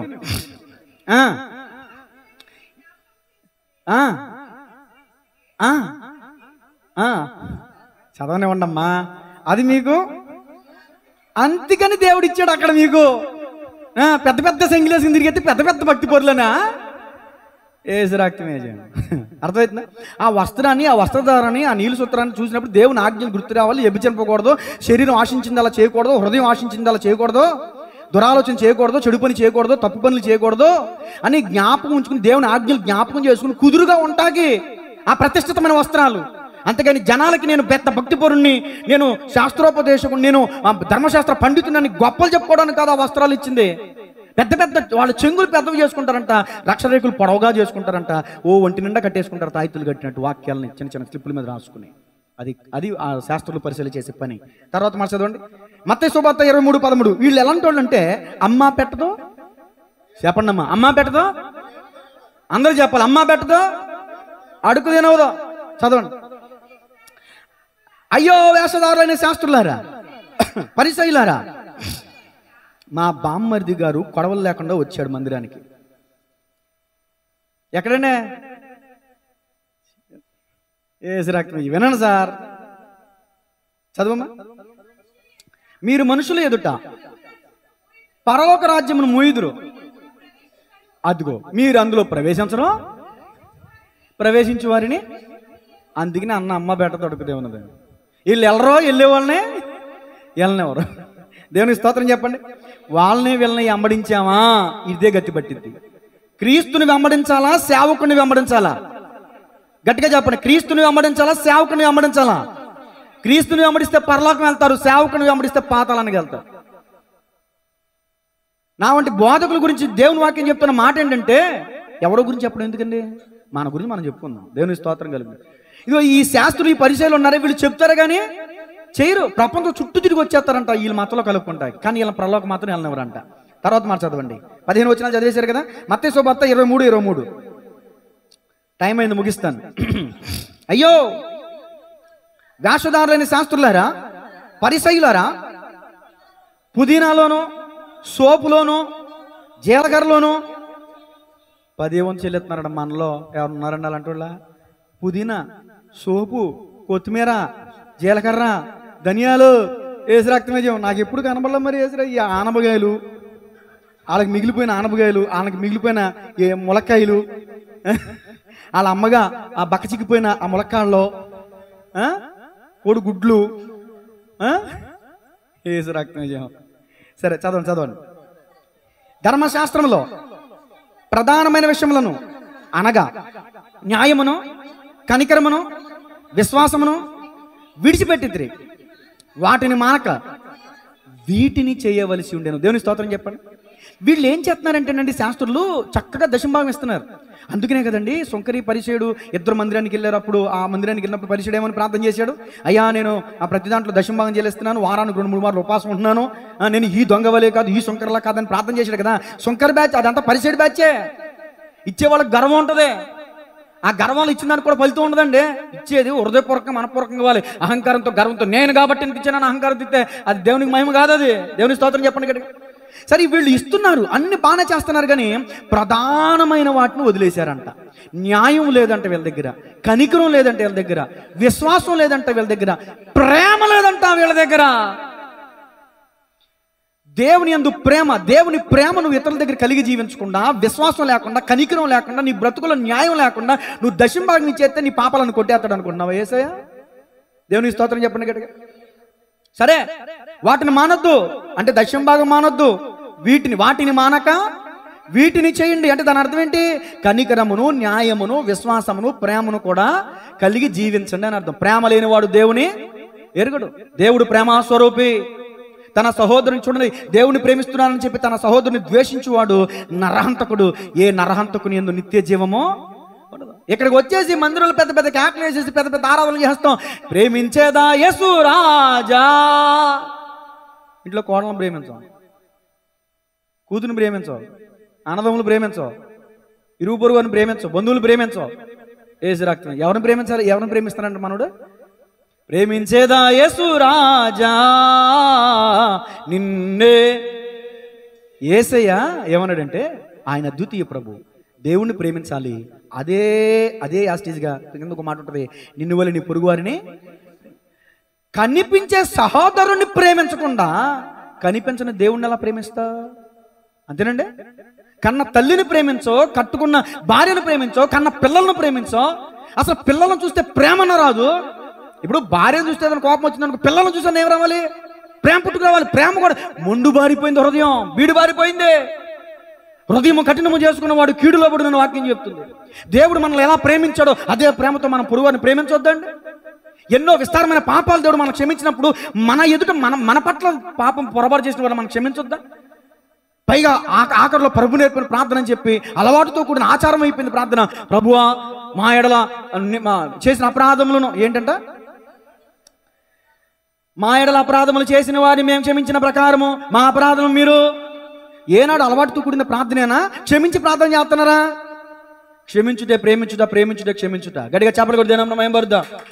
ప్రేమ లేదు, విశ్వాసం లేదు, కనికరం లేదు, న్యాయం లేదు.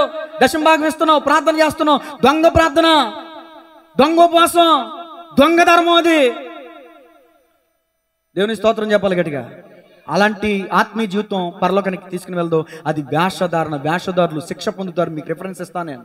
చాలా విషయాలు ఉన్నాయి చెప్పాలంటే. దేవుని స్తోత్రం చెప్పండి గట్టిగా.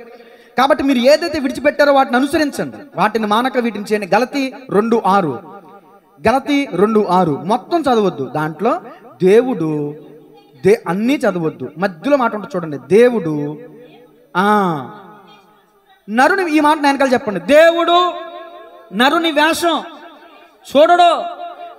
నీ వేషధారంతో కూడిన ప్రార్థన దేవుడు చూడడం, నీ వేషధారంతో కూడిన ఉపవాసం దేవుడు చూడడం, నీ వేషధారంతో కూడిన ధర్మం దేవుడు చూడడం. నీ అంతరంద్రాన్ని చూస్తాడు ఆయన, నీ హృదయాన్ని పరిశీలిస్తాడు ఆయన. దేవునికి స్తోత్రం చెప్పండి గట్టిగా. అగాధం ఎంత లోతు మనకు కనబడదు ఆయనకి తెలుసు. మానవుని హృదయం అంత లోతైనటువంటిది. మానవుని హృదయం కూడా ఆయనకి తెలుసు. మానవుని హృదయం లోతైన నీటి వంటిది ఆయనకి తెలుసు. చూడండి తర్వాత మాట, దేవుడు నరుని వేషం చూడడు. తిమోతికి రాసిన మొదటి పత్రిక 4:1. ముగింపులోకి వచ్చాను, 10 నిమిషాల్లో ముగిస్తాను. అయితే కడవరి దినములలో అదిగో కొందరు అబద్ధికుల వేషధారణ వలన మోసపరచు ఆత్మల యందును. ఏంటమ్మా చూసారా? దయ్యముల బోధ యందును లక్ష్యముంచి విశ్వాస భ్రష్టులగుదురని ఆ ఆత్మ తేటగా చెప్తున్నాడు. ఇప్పుడు నేను కాదు చెప్పేది. ఎవరు చెప్తున్నారు ఈ మాట? పరిశుద్ధాత్ముడు చెప్తున్న మాట. చాలా మంది మోసపరిచే బోధల కంట లక్ష్యం ఉంచుతారంట. నువ్వు 7 వారాలు రా, నీ దరిద్రం పోద్దే. నువ్వు 3 వారాలు రా, ఇదిగో 3 సార్లు మునుగు, కాల్లోకి వెళ్ళి పెద్ద కాల్లోకి వెళ్ళి నీ దరిద్రం పోద్దే. కుష్ఠరోగం పోయింది కదా, అక్కడ మునుగు, ఇక్కడ తేలు. మోసపరుచు బోధలు అంటవి. అలాంటి వాటి యందు లక్ష్యం ఉంచువారు విశ్వాస విషయంలో భ్రష్టులైపోతారంట. దేవుని స్తోత్రం చెప్పండి గట్టిగా. దేవుని వాక్యాన్ని చూడు. మనుషులు కల్పించే మూలోపదేశములు మూలపాఠాలంటే మనుషులు కల్పించుకున్న పద్ధతులు దైవోపదేశములని ప్రకటిస్తున్నారంట చాలా మంది. మనుషులు కల్పించే వాటిని పట్టుకుని ఆలాడుతున్నారు ఈ రోజున. దెయ్యముల బోధకి వెళ్ళిపోతున్నారు ఈ రోజున. సత్యమైన బోధ దగ్గర నిలకడ ఉండదు. ఇసగేస్తే రాలండి జనం అక్కడ. అబ్బబ్బబ్బబ్బబ్బ ఏంటంది, ఏముంది అక్కడ? అద్భుతాలు, దెయ్యాలను కొట్టడాలు. వెళ్ళు దెయ్యాల దగ్గర. దెయ్యాలు ఉన్నవాడి దగ్గర దెయ్యాలే ఉంటాయి. ఈ మధ్య చాలా మంది మాకు దెయ్యం కనబడిందండి కళ్ళలో. నువ్వు దెయ్యం గడివాడు కాబట్టి నీకు దెయ్యం కనబడింది. నాకు కనబడదే. ఎప్పుడన్నా ఒకసారి పలకెత్తదేమో చూస్తానండి. పెద్ద నాకు ఎక్స్పీరియన్స్ లేదు దెయ్యాలతో. ఎందుకంటే నా హృదయంలో ఎప్పుడు వాక్యమే ధ్యానం చేసుకుంటాను కదా. వాక్యమైన ప్రభు నా హృదయంలో ఉంటాడు. ఏదో దేవవుతుంది అక్కడ సిటీకి అక్కడ ఉంది, కళ్ళలో దేవవుతుంది. ఏదో నాకు అలాంటి మరి పెద్ద పరిచయం లేదు. మీకు ఏదైనా మీ దగ్గరికి వస్తే నా దగ్గరికి రమ్మని చెప్పండి. కొంచెం మీటింగ్ పెడతాను, కొంచెం డిబేట్ చేస్తాను. చాలా విషయాలు తెలుసుకోవాల్సి ఉన్నాయి నేను. నేను స్తోత్రం చెప్పండి గడికి. అసలైన పెద్ద దెయ్యంగా ఎవరో చెప్పనా? అసూయ ఎక్కడ ఉంటుందో అదే పెద్ద దెయ్యం. కోపం ఎక్కడ ఉంటుందో అదే పెద్ద దెయ్యం. మత్సరం ఎక్కడ ఉంటుందో అదే పెద్ద దెయ్యం. ఏం చెప్పండి? వ్యభిచారం అదొక దెయ్యం. ఇప్పుడు దెయ్యాలు పెట్టేసి అల్లలాడుతుంటే అక్కడికి ఇక్కడ తీసుకెళ్ళి వదిలిచేస్తున్నారని అవి కూడా అప్డేట్ అయిపోయినాయి. అలా అల్లలాడుతులా సైలెంట్ కొని పనులు చేస్తున్నాయి. అర్థమవుతుందా? Silent killers. ఈ రోజున దెయ్యాలు అప్డేట్ అయిపోయినాయి. ఏంటంటే ఆ మత్తు పదార్థం, తాగు, కాల్చు, డ్రగ్స్. 18 సంవత్సరాల వయసులో ఉన్న వాళ్ళు డ్రగ్స్కి అలవాటు పడిపోయి చచ్చిపోతున్నారంటే దాని అర్థం ఏంటి? దెయ్యం అది. కాబట్టి దెయ్యముల బోధ ఎందు లక్ష్యం ఉంచొద్దు దయచేసి. అక్కడ దెయ్యాలు కొడుతున్నారు, పురుగు పుట్టింది, అది కట్టాలి, ఇది కట్టాలి, కాళ్ళు చేతులకి నింపే కట్టేసుకుని ఏసు రక్తమే అనకూడదు. నేను దేవుని స్తోత్రం చెప్పండి. ఇవి కట్టకండి దయచేసి. సరే, యాకోబు పత్రిక 3:17 యాకోబు పత్రిక 3:17 పైనుండి వచ్చిన జ్ఞానంలో ఏముండదో చూడండి. పైనుండి వచ్చిన జ్ఞానం మొట్టమొదట పవిత్రమైంది, తర్వాత సమాధానకరమైంది, మృదువైంది, సులభంగా లోబడేదంట, కనికరంతో మంచి ఫలములతో నిండుకుందంట. అది పక్షపాతం కానీ వేషధారణ కానీ లేనిదినై ఏమన్నది. ఇప్పుడు నా వైపు చూడండి. మరి మనం కలిగిన జ్ఞానం ఏంటో చెప్పండి. ఎప్పుడు దోచేసుకుంటామే. మన జ్ఞానం ఎలాంటి తెలుసా? ఇప్పుడు ఎవరిని ఎలా అనియించేయాలా, ఎవరిని ఎలా పడగొట్టాలా, ఎవడు పరిగెడుతుంటే కాళ్ళు అడ్డెట్టేయాలని పడగొట్టేయాలి, మనం పరిగెత్తుకుని వెళ్ళిపోయి మన గిఫ్ట్ పొందేసుకోవాలా. వాళ్ళ కాళ్ళకి అడ్డెట్ట బదులు నువ్వు పరిగెట్టవచ్చుగా. పక్షపాతం ఉండదంట, వేషధారణ ఉండదంట పైనుండి వచ్చి జ్ఞానం. అయితే మనలో చాలా మంది జ్ఞానవంతులు ఉన్నారండి. అది పైనుండి వచ్చి జ్ఞానమా, లేకపోతే ఏసు రక్తమే జయం, మీరు పుస్తకాలు చదివి లేకపోతే ఈ సీరియల్స్ చూసి అత్తను ఎలా సాధించాలి, తోడుకోళ్ళని ఎలా పుట్టింటికి పంపించేయాలి, ఈ ఆస్తి అంతా ఎలా ఆక్రమించేసుకోవాలి, ఉన్నదంతా మనం ఎలా అనుభవించాలి, పాలల్లో ఎలా విషం కలపాలి, అన్నంలో. మరి సీరియల్ చూసి కదండి ఈ జ్ఞానం. సీరియల్ చూసి జ్ఞానం. కానీ దేవుడి జ్ఞానం పవిత్రమైందంట. దేవుని స్తోత్రం చెప్పండి. మన జ్ఞానం కుళ్ళుతో కూడింది. ఎవరిని ఎలా నాశనం చేయాలనేది మన జ్ఞానం. అర్థమవుతుందా? ఎవరిని ఎలా పడగొట్టాలనేది మన జ్ఞానం. కానీ పైనుండి వచ్చే జ్ఞానం తెలుసా? ఎవరిని ఎలా నిలబెట్టాలా అనేది పైనుండి వచ్చే జ్ఞానం. గట్టిగా చప్పట్లు కూడా దేవుని మనం మహిమపరుద్దాం. సరే, తర్వాత పేతురు రాసిన పత్రిక మొదటి పత్రిక 2వ అధ్యాయం. పేతురు గారు రాసిన మొదటి పత్రిక 2వ అధ్యాయం. ముగించమంటారా చెప్పమంటారా? చెప్పమంటారా? దేవుని స్తోత్రం చెప్పండి గట్టిగా. మొదటి పేతురు 2:1 చదవమా. ప్రభు దయాళుడని రుచి చూచి ఉన్న ఎడల సమస్తమైన దుష్టత్వమును, సమస్తమైన కపటమును, వేషధారణను, అసూయను, సమస్త దోషణ మాటలను మాని అద్దుగో కొత్తగా జన్మించిన శిశువును పోలిన వారై నిర్మలమైన వాక్యమును పాలను ఎదుగు నిమిత్తము ఆ పాలను అపేక్షించుడి. దేవునికి స్తోత్రం కలుగును గాక. ఇప్పుడు మనం ఎలా ఉండాలంటే కొత్తగా చెప్పండి. కొత్తగా మా చిన్నపిల్ల కైకులూరులో కామినేని హాస్పిటల్లో పుట్టింది. ఏమంటే అప్పుడు మా చిన్న అత్తయ్య గారు వచ్చారు, వరలక్ష్మి అత్తయ్య గారు. ఆ పిల్ల చక్కగా ప్రశాంతంగా పడుకుంది. ఇలా కూర్చుని ఎంతసేపు కూర్చుని లేగట్లేదు. నా పిల్లని మోకాల మీదో బొగ్గ మీదో కానీ ఇలా పెట్టి టింగ్ అని కొట్టారు. ఈ పిల్ల పామని ఏడిసింది. నాకు భలే కోపం వచ్చింది. అత్తగారు అయితే అయ్యారు, ఎంత నాకు కనబెట్ట కదండి. నాకు కనబెట్టని కొడితే మళ్ళీ నేను కోపడ్డానని చూసి ఇంకా నన్ను ఏడిపించడానికి, ఏడ్చే వాళ్ళని ఏడిపిస్తారు కదండి, అందుకే నేను అవ్వాలి. మనం దేని స్తోత్రం చెప్పండి. ఇప్పుడు నేను కోపపడ్డానని ఎంత ప్రేమో పాస్టర్ గారికి టింగ్ అని మళ్ళీ కొట్టింది బుక్క మీద. మళ్ళీ ఏడ్చేసింది పిల్ల. కొట్టలేదండి, ఏసు రక్తమే జయం. అత్తగారు అయిపోయారు. అది వేరే వాళ్ళని అయితే ఏసు రక్తమే జయం. ఇప్పుడు నా వైపు చూడాలి. దేవుని స్తోత్రం చెప్పండి. ఎన్నిసార్లు కొట్టినా నా చిన్న కూతురు సంగీత ఏడిసింది కానీ తిరిగి కొట్ల. అర్థమైందా? మీరు కొత్తగా జన్మించిన శిశువులను పోలిన వారంటే దాని అర్థం ఏంటి? కోడితో ఏడవాలి, బొజ్జుగిస్తే ఊరుకోవాలి. మీరు ఊరుకుంటారా? మీరు ఊరుకునే బ్యాచేనా? ఒక మాట అంటే 4 మాటలు అనరా? క్రొత్తగా జన్మించిన శిశువులను పోలిన వారే అంటే దాని అర్థం శిశువుల నుండి ఇప్పుడు అర్హన్ రాలా. ఏమయ్యాడు మన అర్హన్ గారు?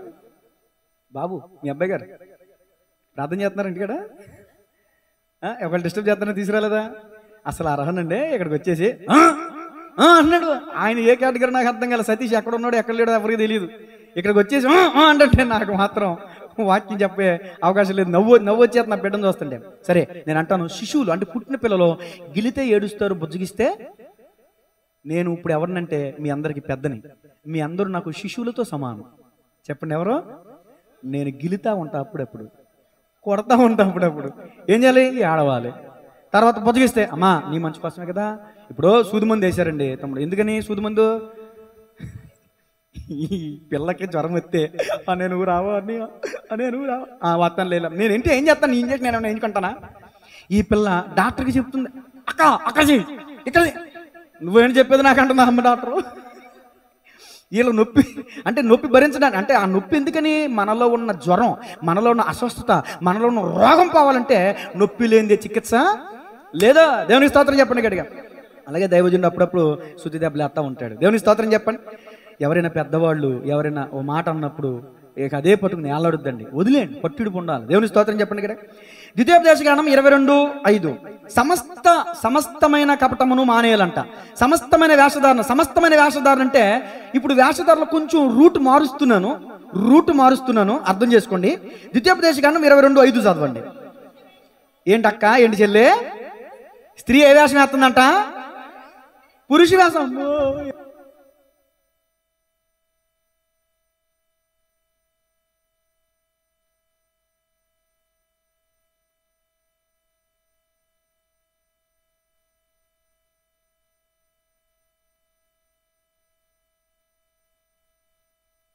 దేవునికి దేవుని స్తోత్రం చెప్పండి. స్త్రీ పురుష వేషం అంట, పురుషుడేమో పోనీ స్త్రీ పురుష వేషం వేసిందంటే కొద్దిగా చూడడానికి ఏదైనా ఉంటుంది అనుకోండి. మరీ పురుషుడు స్త్రీ వేషం ఎత్తి ఎట్టా చూడగలం? వాడు ఎట్టా ఎత్తనా నాకు అర్థం కాదు. నాకు తెలియక నవ్వనంటే చెప్తా చెప్పండి రుద్దడరా. ఈ వీధి చివరిని ఒకసారి బాక్సులు పెట్టేసి ఈ వాడిగట్ట వాళ్ళందరూ కలిసి ప్రోగ్రాం పెట్టారు 31st నైట్. అందరిలో చిన్నవాడు నేనే. అప్పుడు వర్షం సినిమాలో ఏదో వచ్చింది. నువ్వు వస్తానంటే అందరికీ తెలుసు ఏసు రక్తం వేయం. ఏం చేశారు తెలుసా? ఓని కట్టేశారు నాకు. ఆ ఓని వేసుకుని వీధి చివరిని డ్యాన్స్ చేస్తాను నేను. నువ్వు వస్తానంటే ఇప్పుడు అయితే ఇక్కడ ఒకళ్ళు ఉంటారండి. స్త్రీ పురుష వేషం, పురుషుడు స్త్రీ వేషం. ఏదో చిన్నప్పుడు చిన్నపిల్లలు చిన్నప్పుడు చిన్నవాని వలె ఉంటుంది, పెద్ద అయినప్పుడు చిన్నపిల్లల చేష్టలు మానేవేసి అన్నాడు పౌలు. ఇప్పుడు చేస్తే సిబ్బు కట్టి కొడుతుంది మావిడి. ఎవరో కొట్రా. దేవుడికి స్తోత్రం. దేవుని స్తోత్రం చెప్పండి. ఇప్పుడు స్త్రీ పురుష వేషం చదవమ్మా వేసుకొనకూడదు. పురుషుడు స్త్రీ వేషం ధరించకూడదు. కొంతమంది అండి అటు తిరుగు నుంచుంటున్నారా? వాచ్ లేకపోతే దగ్గరికి వెళ్ళి టైం ఎంతైంది అక్క అని అడిగితే తిరిగి చూస్తే ఎవడాడు? మగాడు. కొంతమంది మగవాళ్ళకులా కనబడుతున్నారు. దగ్గరికి వెళ్ళి చూస్తే ఇప్పుడు ఆడవాళ్ళకి సహజంగా ఏముంటుంది? పెద్ద పెద్ద జడ, ఏ జడ? పాములాంటి జడ. వాళ్ళు జడ ఉన్న కోళ్ళ కావాలి, వాళ్ళు జడ ఉన్న కోళ్ళ కావాలంద మా ఆవిడ. చిచ్చి మా అమ్మ క్షమించాలి, మా అమ్మ అంద నాకు పెళ్ళాక ఉంది. రే వాళ్ళు జడరా అందే. ఏమంట మరి పుట్టింట్లో పెరిగింది కానీ ఇప్పటికీ జడ వేసుకుంటారు. అత్తగారే జడేస్తుంది. వేసుకో అత్త జడ కావాలన్నా కానీ జడ వదిలేస్తుంది. జడమేమో ఆమెకే, పేలేమో నాకు. దేవునికి స్తోత్రం. ఆడవాళ్ళకి సహజంగా వెనకాల ఏముండాలి? జడ ఉండాలి. మగవాళ్ళకి ఎక్కడ దాకా ఏముండాలి? కటింగ్ ఉండాలి. కానీ మగాళ్ళేమో ఈ రోజున క్లిప్లు ఎట్టేస్తున్నారు, రిబ్బన్లు పెట్టేస్తున్నారా? ఏం మైరగం అది? రిబ్బన్ అసలు ఏంటి? ఇప్పుడు రిబ్బన్ బ్యాండ్లన్నీ రేట్లు పెరిగిపోయినాయి ఏంటి అనుకున్నా. మగవాళ్ళు కూడా కట్టేసుకుంటున్నారు. స్త్రీ పురుష వేషం వేయకూడదు, పురుషుడు స్త్రీ వేషం వేయకూడదు. వేస్తే అదేమైంది? దేవునికి చిరాకంట, రోతంట, చిచ్చి. స్త్రీ స్త్రీగా ఉండాలా, పురుషుడుగా ఉండాలి. అది పద్ధతి.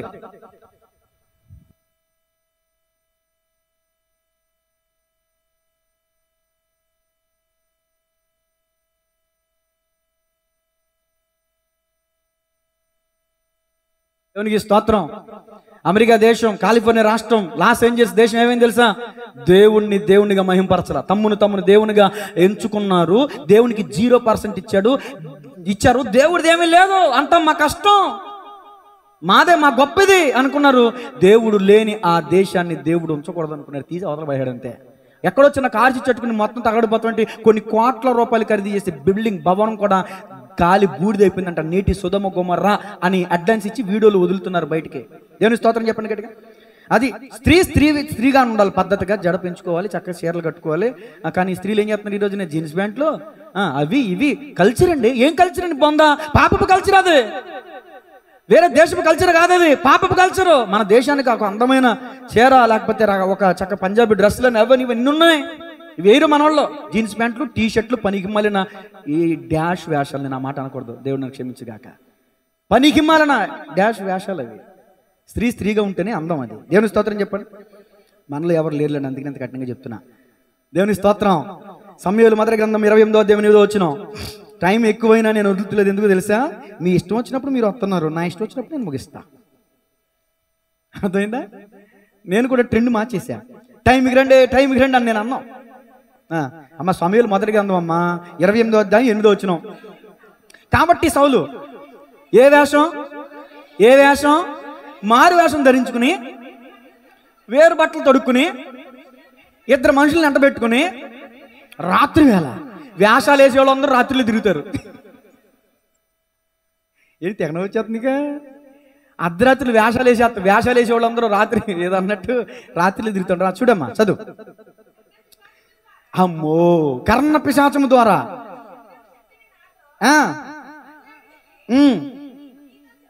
ఒక మాట అర్థం కాల నాకు. మొత్తం కలిపి చదివేస్తున్నాం ఏంటి? నెమ్మదిగా చదువు.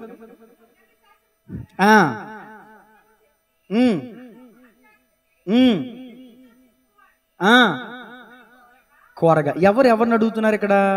సౌలు మహారాజు ఓ దెయ్యాల అధిపతి దగ్గరికి వెళ్ళి, కర్ణపిశాచి దగ్గరికి వెళ్ళి, నేను నీతో ఒక మనిషి పేరు చెప్తాను, ఆ మనిషిని రప్పించని చెప్తుంది. విచారణ చేస్తుంది. ఎక్కడ? సౌలు వెళ్ళి అక్కడ విచారణ చేస్తున్నాడు. కర్ణపిశాచి దగ్గర విచారణ చేస్తున్నాడు. మారు వేషం వేసుకుని వెళ్ళాడు. దినవృత్తాంతం మొదటి గ్రంథం 10-13 చదవండి.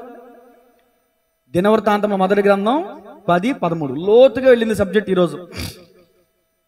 దినవృత్తాంతం మొదటి గ్రంథం 10-13. రాజైన అమ్మ మొదటి దినవృత్తాంతములు 10-13. ఈ ప్రకారము ఏంటి మీ బైబిల్లో అన్ని వచనాలు అన్ని రకాలుగా ఉన్నాయా? యేసు రక్తమే జయం. ఈ ప్రకారం చదువమ్మా. యెహోవా ఆజ్ఞను గైకొనక ఆయన దృష్టి ఎదుట ద్రోహం చేసిన. ఏంటి ఆ ద్రోహం? చదవండి. యెహోవా యొద్ద విచారణ చేయక కర్ణపిశాచముల యొద్ద విచారణ చేయు దానిని వెదికినందుకును సౌలు, అది ఇప్పుడు సౌలు చచ్చిపోవడానికి గల కారణం అది. మారు వేషం వేసుకుని, రాజ్య వస్త్రాలు తీసేసి, ఎవడో సామాన్యుడు వస్త్రాలు వేసుకుని, అర్ధరాత్రి ముసుగేసుకుని, మారు వేషం వేసుకుని కర్ణపిశాచి దగ్గరికి వెళ్ళబట్టి అర్ధాంతరంగా చచ్చిపోయాడు. అతను తొలగించి దావీదుని రాజుగా చేశాడు. దేవునికి స్తోత్రం చెప్పాలి గట్టిగా. ఇంకా టైం లేదు కాబట్టి, టైం చాలా అయిపోయింది కాబట్టి, ఎక్కువ ఆహారం వేస్తే గొర్రె కాళ్ళ కింద తొక్కేస్తుందంట. కాబట్టి నేను ఎక్కువ చెప్పను, కానీ రెఫరెన్స్లు చెప్తాను, రాసేసుకోండి. 2వ సమూయేలు 13:5. అమ్నోను రోగి అయినట్టు వేషం వేస్తాడు. ఏం వేషం వేస్తాడు? రోగస్తుడికి రాదు, కానీ జబ్బు వచ్చినట్టు, తెగులొచ్చిన కోళ్ళగా గిలగిల కొట్టేసుకుంటున్నాడు. ఏంటా తెగులంతకీ? మోహపు చూపు. తన చెల్లిని మోహించాడు. ఏం చేయాలి అన్నా అంటే, ఆ పక్కన ఉన్న సలహా ఇచ్చాడు, నీకు జబ్బు వచ్చినట్టు యాక్టింగ్ చేయి, దావీదు వస్తాడు, దావీదు వచ్చినప్పుడు నా చెల్లెలు చేతి వంటకం తినాలని చెప్పు, అప్పుడు చెల్లెని పంపిస్తాడు, అప్పుడు నీ ఇష్టం అంటాడు. మాయిదారు ఆలోచన. మనోడు రోగం వచ్చినట్టు వేషం వేస్తాడు. మనలో ఎవరు లేరులేండి. దేవుని స్తోత్రం చెప్పండి. అమ్మ ఆదివారం ఆరాధనకి ఎందుకు రాలేదమ్మా అని అడిగితే, నాకండి ఆదివారం 10 గంటలకి 10 నిమిషాలు తక్కువ 10 గంటలకు వచ్చిందండి జ్వరం చెప్పినట్టు. 10 నిమిషాలు తక్కువ 10 వచ్చేద్దాం అనుకున్నాను, రెడీ అయిపోయినండి, రక్తమేజం జడేసుకున్నానండి, అన్నీ అయిపోయినానండి, బయలుదేరదాం అనుకునేసరికి జ్వరం వచ్చేసిందండి, వణుకు వచ్చేసిందండి, అయిపోయినండి. అప్పుడు ఏం చేయాలి? నేను వెళ్ళింటికి వెళ్ళి ప్రార్థన చేయాలండి. దేని స్తోత్రం చెప్పండి గట్టిగా. రోగం వచ్చినట్టు వేషం వేశాడు, అర్ధాంతరంగా చచ్చిపోయాడు అబ్షాలోము చేతిలో. మారు వేషం వేశాడు సౌలు, అర్ధాంతరంగా చచ్చిపోయాడు. వేషాలు వేసే వాళ్ళందరి పరిస్థితుల్లో ఉంటాయి. అర్థమవుతుంది. తర్వాత రాజుల మొదటి గ్రంథం 14వ అధ్యాయం 2, 5, 6 రాసుకోండి, ఇంటికి వెళ్ళి చదువుకోండి. రాజుల మొదటి గ్రంథం 14వ అధ్యాయం 2, 5, 6. ఇక్కడ యెరోబాము అంటే ఇశ్రాయేలు దేశం, యూదా దేశం విడిపోయిన తర్వాత ఇశ్రాయేలీలకి మొట్టమొదటి రాజు యెరోబాము భార్య మారు వేషం వేసుకుని ప్రవక్త దగ్గరికి వెళ్ళిందంట. వెళితే దేవుడు ఆ ప్రవక్తతో చెప్పాడంట, ఇదిగో ప్రవక్త, యెరోబాము రాజు భార్య మారు వేషం వేసుకుని వస్తుంది ఆమె నీ దగ్గరికి. ఎందుకని? తన బిడ్డ చస్తాడో బతుకుతాడో తెలుసుకోవడం కోసం నీ దగ్గరికి వస్తుంది. వచ్చినప్పుడు ఎలా రావాలి? రాజు టీవీతో రథం ఎక్కిర్రా, నిన్ను ఎవరొద్దన్నారు? ఏమండి, నువ్వేదో పనికిమాల పని చేసావు, తప్పని చేసావు, 2 దూడ బొమ్మలు ఎట్టేసి ఇశ్రాయేలీయులందరినీ విగ్రహారాధకులుగా చేసేసావు. అందుకని భయపడి సిగ్గుపడి ప్రవక్త దగ్గరికి వెళ్ళి మొహం చూపించుకోవడానికి కూడా గతి లేకుండా పోయింది. అందుకని తన భార్యని నువ్వు వెళితే నా భార్యకి వెళ్ళొద్దు, మారు వేషం వేసుకుని వెళ్ళని రాజు చెప్తే మారు వేషం వేసుకుని ఆమె వెళ్తే ఆమెతో చెప్పమని దేవుడు ప్రవక్తకి ఏ మాటలు చెప్పాడు తెలుసా? కఠినమైన మాటలు చెప్పవలనని నాకు ఆజ్ఞాయను. నీ అడుగు మరలా తిరిగి నీ ప్రాంతంలో పెట్టితే ఎప్పుడైతే పెడతావో అప్పుడు నీ బిడ్డ చచ్చిపోస్తాడని చెప్పాడు. మారు వేషం వేసి ప్రవక్త దగ్గరికి వెళ్ళాల్సిన పనేంటి? మారు వేషం వేసుకుని మందిరానికి రావాల్సిన పనేంటి? నువ్వుగా రా, నువ్వుగా ప్రార్థన చేయి. ఎందుకని మారు వేషం? ఎందుకని? వ్యర్థమైనటువంటి ఆలోచనలు, వ్యర్థమైన తలంపులు. కాబట్టి గమనించాలి, మారు వేషం వేసుకుని వెళ్ళింది. తన బిడ్డ చావు వార్త విందే కానీ ఉపయోగం లేదు. రాజుల మొదటి గ్రంథం 22:30 రాసుకోండి, చదవద్దు, ఎవరు బైబిల్ తీయొద్దు, ఇంకా టైం అయిపోయింది. రాజుల మొదటి గ్రంథం 22:30. అహాబు మారు వేషం వేసుకుని వెళ్ళాడు. ఏం చేశాడు? యుద్ధానికి వెళ్ళేటప్పుడు రాజు ఏం చేయాలి? రాజవస్త్రాలతో వెళ్ళాలా? రాజవస్త్రాలు తీసేసి మారు వేషం వేసుకుని వెళ్ళాడు. ఎవడో గురి చూసి చూడనట్టు బాణం వెళ్తే ఆ బాణం తగిలి చచ్చాడు. నువ్వుగా వెళ్తే కొద్దిగా బతికే అవకాశం ఉండేదేమో. అర్థమవుతుందా? మీరు మీ బట్టలే కట్టుకోండి, పక్కల బట్టలు ఏం చేయకూడదా? చెప్పండి. రూతు నయోమితో చెప్పింది, క్షమించాలి, నయోమి రూతుతో చెప్పింది, బోయేజు దగ్గరికి వెళ్తున్నావు కదా, నీ బట్టలు కట్టుకొని అని. ఎందుకంది అక్కడ? ఇప్పుడు మీరైతే ఏదో సహోదరులు మీరేదో నాకు తెలియదు కానీ యాజకులుగా ఉన్నవాళ్ళు ప్రతిష్ఠితమైన వస్త్రాలు కలిగి ఉండాలి. అవి ఎవరు పడితే వాళ్ళు వేసుకోకూడదు. అలాగే బోయేజు క్రీస్తుకు సాదృశ్యంగా ఉన్నాడు. బోయేజు దగ్గరికి వెళ్తున్న రూతు నీ వస్త్రాలు కట్టుకొని నయోమి రూతుతో ఎందుకంటే నీ వస్త్రాలు అంటే దాని అర్థం మోయాబీ వస్త్రాలు కట్టుకెళ్ళింది. ఏం కట్టుకెళ్ళిందంటే మోయాబీ వస్త్రాలు కట్టుకెళ్ళింది. ఇప్పుడు మనం ఏ స్థితిలో ఉన్నామో ఆ స్థితిలోనే రావాలి ప్రభు మందిరానికి. ఎవరు బట్టలు పడితే వాళ్ళ బట్టలు అంటే దాని అర్థం బట్టలు అంటే మళ్ళీ బట్టలను అక్షరార్థంగా చూడమాకండి. వస్త్రమును కాక నీ హృదయమును చింపుకుని, అంటే వేరే ఆలోచనలతో రావద్దు మందిరానికి. నువ్వు దేవుని మందిరానికి వచ్చినప్పుడల్లా పోయినప్పుడల్లా నీ ప్రవర్తన అంతటిని జాగ్రత్తగా చూచుకొనుము. పైన దేవుడు ఉన్నాడు, కింద మనం ఉన్నాం. నీ మాటలు కొద్దిగా అది మనసుకు సంబంధించిన వస్త్రం. అది దేవుని స్తోత్రం చెప్పండి గట్టిగా. సరే, సామెతల గ్రంథం 7:7 ఈ ఒక్క మాట చదవండి అమ్మా. సామెతల గ్రంథం 7:7 త్వరగా స్పీడ్గా చదవాలి. జ్ఞానం లేని వారి మధ్యను కనబడిను. నేను చదివేస్తాను, చక్క దయచేసి వినండి అందరూ కూడా. సంధ్యవేళ ప్రొద్దు గురింకిన తర్వాత చెమ్మ చీకటి గల రాత్రి వేళ వాడు జార స్త్రీ సందు దగ్గర ఉన్న వీధిలో తిరుగుచుండెను, దాని ఇంటి మార్గమును నడుచుచుండెను. అంతటా వేశ్యావేషము వేసుకుని కపటము గల స్త్రీ ఒకటి వానిని ఎదుర్కొనవచ్చును. ఏ స్త్రీ అంటేమా? అది ఇంపార్టెంట్ కాదు, మన సబ్జెక్ట్ ఏంటో అది చెప్పాలి మీరు. అది ఇప్పుడు ఏమో వేష, ఏ వేషం? అక్కడ చదవండి ఒకసారి, మళ్ళీ చూడండి. ఇప్పుడు నేను అడుగుతున్న ప్రశ్న, ఏమో వేష కాదు, కానీ ఏం చేసింది? అది మీకు అర్థం అవ్వాల్సిన సబ్జెక్ట్. వేషలు అంటే దాని అర్థం బ్రతుకు తెరువు లేకుండా చేయమని ఎక్కడ ఏ గ్రంథం కూడా యాక్సెప్ట్ చేయదు. ఓకేనా? బ్రతుకు తెరువు లేకపోతే ఒళ్ళు నమ్ముకుని బ్రతికే వాళ్ళని వేశ్యలు అంటారు. కొంతమంది కపటము కలిగిన స్త్రీలు డబ్బు మీద ఆకాంక్షతో, ధనాపేక్షతో, దురాశతో ఎదుటి వాళ్ళ కొంపలకు ఉల్చేద్దామన్న ఆలోచనలు పెట్టుకుని, వేశ్యావేషం అంటే మూతికి రంగులు వేసుకుని, ముఖానికి రంగులు వేసుకుని, కాళ్ళకు గజ్జలెట్టేసుకుని అర్ధరాత్రి ఏ భయం లేకుండా ఇష్టానుసారంగా విచ్చలవిడిగా తిరుగుతూ ఉంటే ఆ ప్లేస్లో తిరుగుతున్నాడంట ఒకడు. ఆయన్ని పట్టేసిందంట. ఆయన పట్టేసి ఏమంటుంది చూడండి, విచిత్రమైన మాటలు. అది బొబ్బలు పెట్టినది, స్వేచ్ఛగా తిరుగునది. దాని పాదములు, వినండి ఎవరు చదవద్దు, దాని పాదములు దాని ఇంట నిలబవు. ఒకప్పుడు ఇంటి ఎదుటను, ఒకప్పుడు సంత వీధులలోనూ అది ఉండును, ప్రతి సందు దగ్గరను అది పొంచి ఉండును. అది వానిని పట్టుకుని ముద్దు పెట్టుకునేను సిగ్గుమాలిన ముఖం పెట్టుకుని ఇట్లా నేను ఏమంది, సమాధాన బలులను నేను అర్పింపవలసి ఉంటిని, నేడు నా మొక్కుబళ్ళు చెల్లించి ఉన్నాను, కాబట్టి నేను నిన్ను కలుసుకొనవలనని రాగా నిన్ను ఎదుర్కొనవలనని బయలుదేరగా నీవే కనబడితివి. నా మంచం మీద రత్న కంబళ్ళు ఐగుప్తు నుండి వచ్చు విచిత్రపు పని గల నారద పుట్లో నేను పరిచున్నాను. నా పరుపు మీద బోలము అగరు కారపు చెక్క చల్లి ఉన్నాను. ఆ తర్వాత ఈ మాటలను మీరు ఇంటికి చదువుకోండి. చిట్ట చివరికి 22వ వచనం, వెంటనే పశువు వదుకుపోవునట్లును పరులచే జిక్కిన వాడు సంఖ్యలలోకి పోవునట్లును తనకు ప్రాణహానికరమైనదని ఎరుగక ఉరియద్దకు పక్షి త్వరపడినట్లు వాని గుండెను అంబు చీల్చు వరకు వాడు దాని వెంట పోయెను.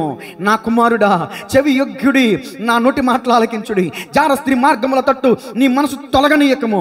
దారి తప్పి అది నడుచు త్రావలలోనికి పోకము. అది గాయపరచి పడద్రోసిన వారు అనేకులు, అది చంపిన వారు లెక్కలేనంత మంది. దాని ఇల్లు పాతాళమునకు పోవు మార్గం, ఆ మార్గం మరణశాలకు దిగిపోవును. అనేక మంది అలాంటి కపటపు స్త్రీల యొక్క ప్రేమలో మోజులో పడిపోయి కట్టుకున్న భార్యకు అన్యాయం చేసి, కన్న బిడ్డలకు అన్యాయం చేసి, వాళ్ళు సంపాదించిందంతా వాళ్ళ దారాదస్తం చేసి, ఆరోగ్యాన్ని కూడా పాడు చేసుకుని ఇలా చచ్చి పాతాళానికి పోయిన వాళ్ళు అనేక మంది అంట. పరస్త్రీ ఇరికైన గుంట. ఒకడు తన పొరుగు అని భార్యను కూడువాడు, ఆ ప్రకారమే ఒకడు తన ఒడిలో అగ్ని ఉంచుకొని నీడల అగ్ని కాలకుండినా అలాగనే తన పొరుగు అని భార్యను కూడువాడు, ఆ ప్రకారమే నాశనమగును. దేవుని వాక్యం చెప్తుంది. వేశ్యావేషం వేసుకుంటున్నారు ఈ రోజున స్త్రీలు. అలాంటి చూపులు. వీళ్ళు వేశ్యలు కాదు కానీ వేశ్యలాగా చూస్తారు, వీళ్ళు వేశ్యలు కాదు కానీ వేశ్యలాగా మాట్లాడతారు, వీరు వేశ్యలు కాదు. నేర్చుకున్నారు వీళ్ళు ఎవరిని ఎలా అట్రాక్ట్ చేయాలి, ఎవరిని ఎలా లోపరుచుకోవాలి, ఎవరిని ఎలా ఆకర్షించాలి, ఎవరి దగ్గర డబ్బు గుంజాలి. ధనాపేక్ష సమస్తమైన కీడులకు కపటము గల స్త్రీ అంట, కానీ వేశ్యావేషం వేసుకుందంట. ఈనాటి యవనస్తులకి ఒక హెచ్చరికతో కూడినటువంటి బోధ ఇది. వేశ్యావేషం వేసుకున్న స్త్రీలు ఈ రోజున ఎన్ని కొంపలు కూల్చారో తెలీదో, ఎన్ని కాపురాలు చిచ్చెట్టేశారో తెలీదో, ఎంతమంది కట్టుకున్న భార్యలు. లాస్ట్ ఇయర్ అనుకుంటా ఒక సీరియల్ తీసేటటువంటి జంట ఏమండి, ఆ షూట్లో ప్రేమ పుట్టిందంట. ఆయనకి భార్య ఉంది, పిల్లలు ఉన్నారు. ఆ షూట్లో మమతాన ఏం పేరు అబ్బా, ఆ పేరు గుర్తుందా మీకు? చాలా వీడియోలు లేకపోతే టీవీలో బద్దలు కొట్టేశారు కదండి. ఏదో పేరు మమతాను సంథింగ్ ఏదో ఉంది, పవిత్ర అమ్మా. మరి ఆయన పేరు చందు. అది దేవుని స్తోత్రం చెప్పండి. ఇక్కడ మీరు ఇంటికి వెళ్ళిన తర్వాత చందు పవిత్రత వీడియోస్ అని కొట్టండి, వస్తాయి. వాళ్ళిద్దరూ కారులో వెళ్తుంటే యాక్సిడెంట్ ఆమె చచ్చిపోయింది, పవిత్రత చచ్చిపోయింది. పవిత్రనా? పవిత్రతకు చిచ్చి పవిత్ర గారు చచ్చిపోయారండి. అర్థమవుతుందా? 2 రోజులకు ఉరెట్టుకుని చచ్చిపోయాడండి. ఎవరు? ప్రేమికుడు. మరి కట్టుకున్న భార్య ఏమైపోద్దిరా? కట్టుకున్న కన్న పిల్లలు ఏమవుతారు? అర్థమవుతుందండి? కపటము గల స్త్రీలు అలా ఎరలేసి లాక్కుంటే వెళ్ళిపోతారు. నువ్వంటే నాకు ఇష్టం అని కనబడగానే ముద్దెట్టేసి, కనబడగానే మీద పడిపోయి మీద పడిపోతుంది. ఏసరక్తం కొంచెం మగాడికి కొంచెం దూరంగా ఉండి మాట్లాడాలి. అర్థమవుతుందా? ఎప్పుడు కూడా ఇది చెప్తా ఉంటా. మన మిస్సెస్ ఎవరో జాన్విస్లీ గారు అంటే బ్లెస్సీ గారు చెప్పారు ఈ మాట. 3 అడుగుల దూరంలో ఉండి మాట్లాడాలి, 3 నిమిషాలు మించి మాట్లాడకూడదు, 3వ వ్యక్తి లేకుండా. ఇది 3Q అంతేనా? 3Qనా? 1 3 అడుగుల దూరంలో ఉండి మాట్లాడుతున్నారా? మీద పడిపోతున్నా అంటే మళ్ళీ అడుగుతలేదు, ఫోన్లో చూస్తున్నాం అని అడుగుతున్నా. 3 నిమిషాలు మించి మాట్లాడుతున్నారా? విస్తారమైన మాటల్లో దోషం ఉండక 3 నిమిషాల మించి మాట్లాడకూడదంట. యవనస్తులారా నోట్ చేసుకోండి, నోట్ దిస్ పాయింట్ ఎవరా అన్నారు. దేవుని స్తోత్రం చెప్పండి. 3వ మాట ఏంటండి? 3వ వ్యక్తి లేకుండా ఒక అబ్బాయి ఒక అమ్మాయి కలిసి నుంచి మాట్లాడుతున్నారంటే వాళ్ళ అన్న చెల్లెలు అయినా సరే అక్రమ సంబంధాలు అంటగట్టే పరిస్థితులు. దేవుని స్తోత్రం చెప్పండి. ఇక్కడికి ఇంకేం చెప్పను. ఇప్పుడు భర్త చనిపోయాడు, కొడుకు చచ్చిపోయాడు. యెజెబెల్కి ఏం వేసుకుని కూర్చోవాలి? ముసుగేసి కూర్చుందా? రంగులేసి కూర్చుంది. చూడండి, యెజెబెల్ 2వ రాజుల గ్రంథం 9వ అధ్యాయం 30 వచ్చిన 2వ రాజుల గ్రంథం 9వ అధ్యాయం 30 వచ్చి మీరు ఇంటికి వెళ్ళి చదువుకోండి, ఇంకా అవసరం లేదు. కానీ నేను ముగించేస్తాను. కీర్తన 26:4 ఇది చదవండి. యెజెబెల్ రంగులేసి కూర్చుందంట, ఆ మనిషిని కూడా చంపేద్దామని. కీర్తన 26:4 ఇప్పుడు మనందరం పలకాల్సిన మాట అండి ఇది. ఏమండి? పనికి మాలిన వారితో నేను సాంగత్యం చేయను. ఎవరితో? ఇప్పుడు ఈ మాట నాయనకలందరూ కలిసి చెప్పండి. ఇంత వాక్యం విన్న తర్వాత ఒక్క చెల్లి తమ్ముడు అన్న భక్తుడు మాట్లాడుతున్న మాట మనందరం కూడా ఈ రీతిగా ప్రార్థన చేసుకుని వెళ్దాం. పనికి మాలిన వారితో నేను ఎంత గట్టిగా చెప్పాను, పనికి మాలిన వారితో నేను సాంగత్యం చేయను, వేషధారులతో నేను పొందు అంటే నేను వారితో సహవాసం చేయను, వేషధారులతో సహవాసము చేయను. దేవునికి స్తోత్రం చెప్పండి. యోబు గ్రంథం 31-34 ఆఖరి మాట, ఇంకా మీరు చెప్పమని చెప్పను, అయిపోయింది. యోబు గ్రంథం 31-34.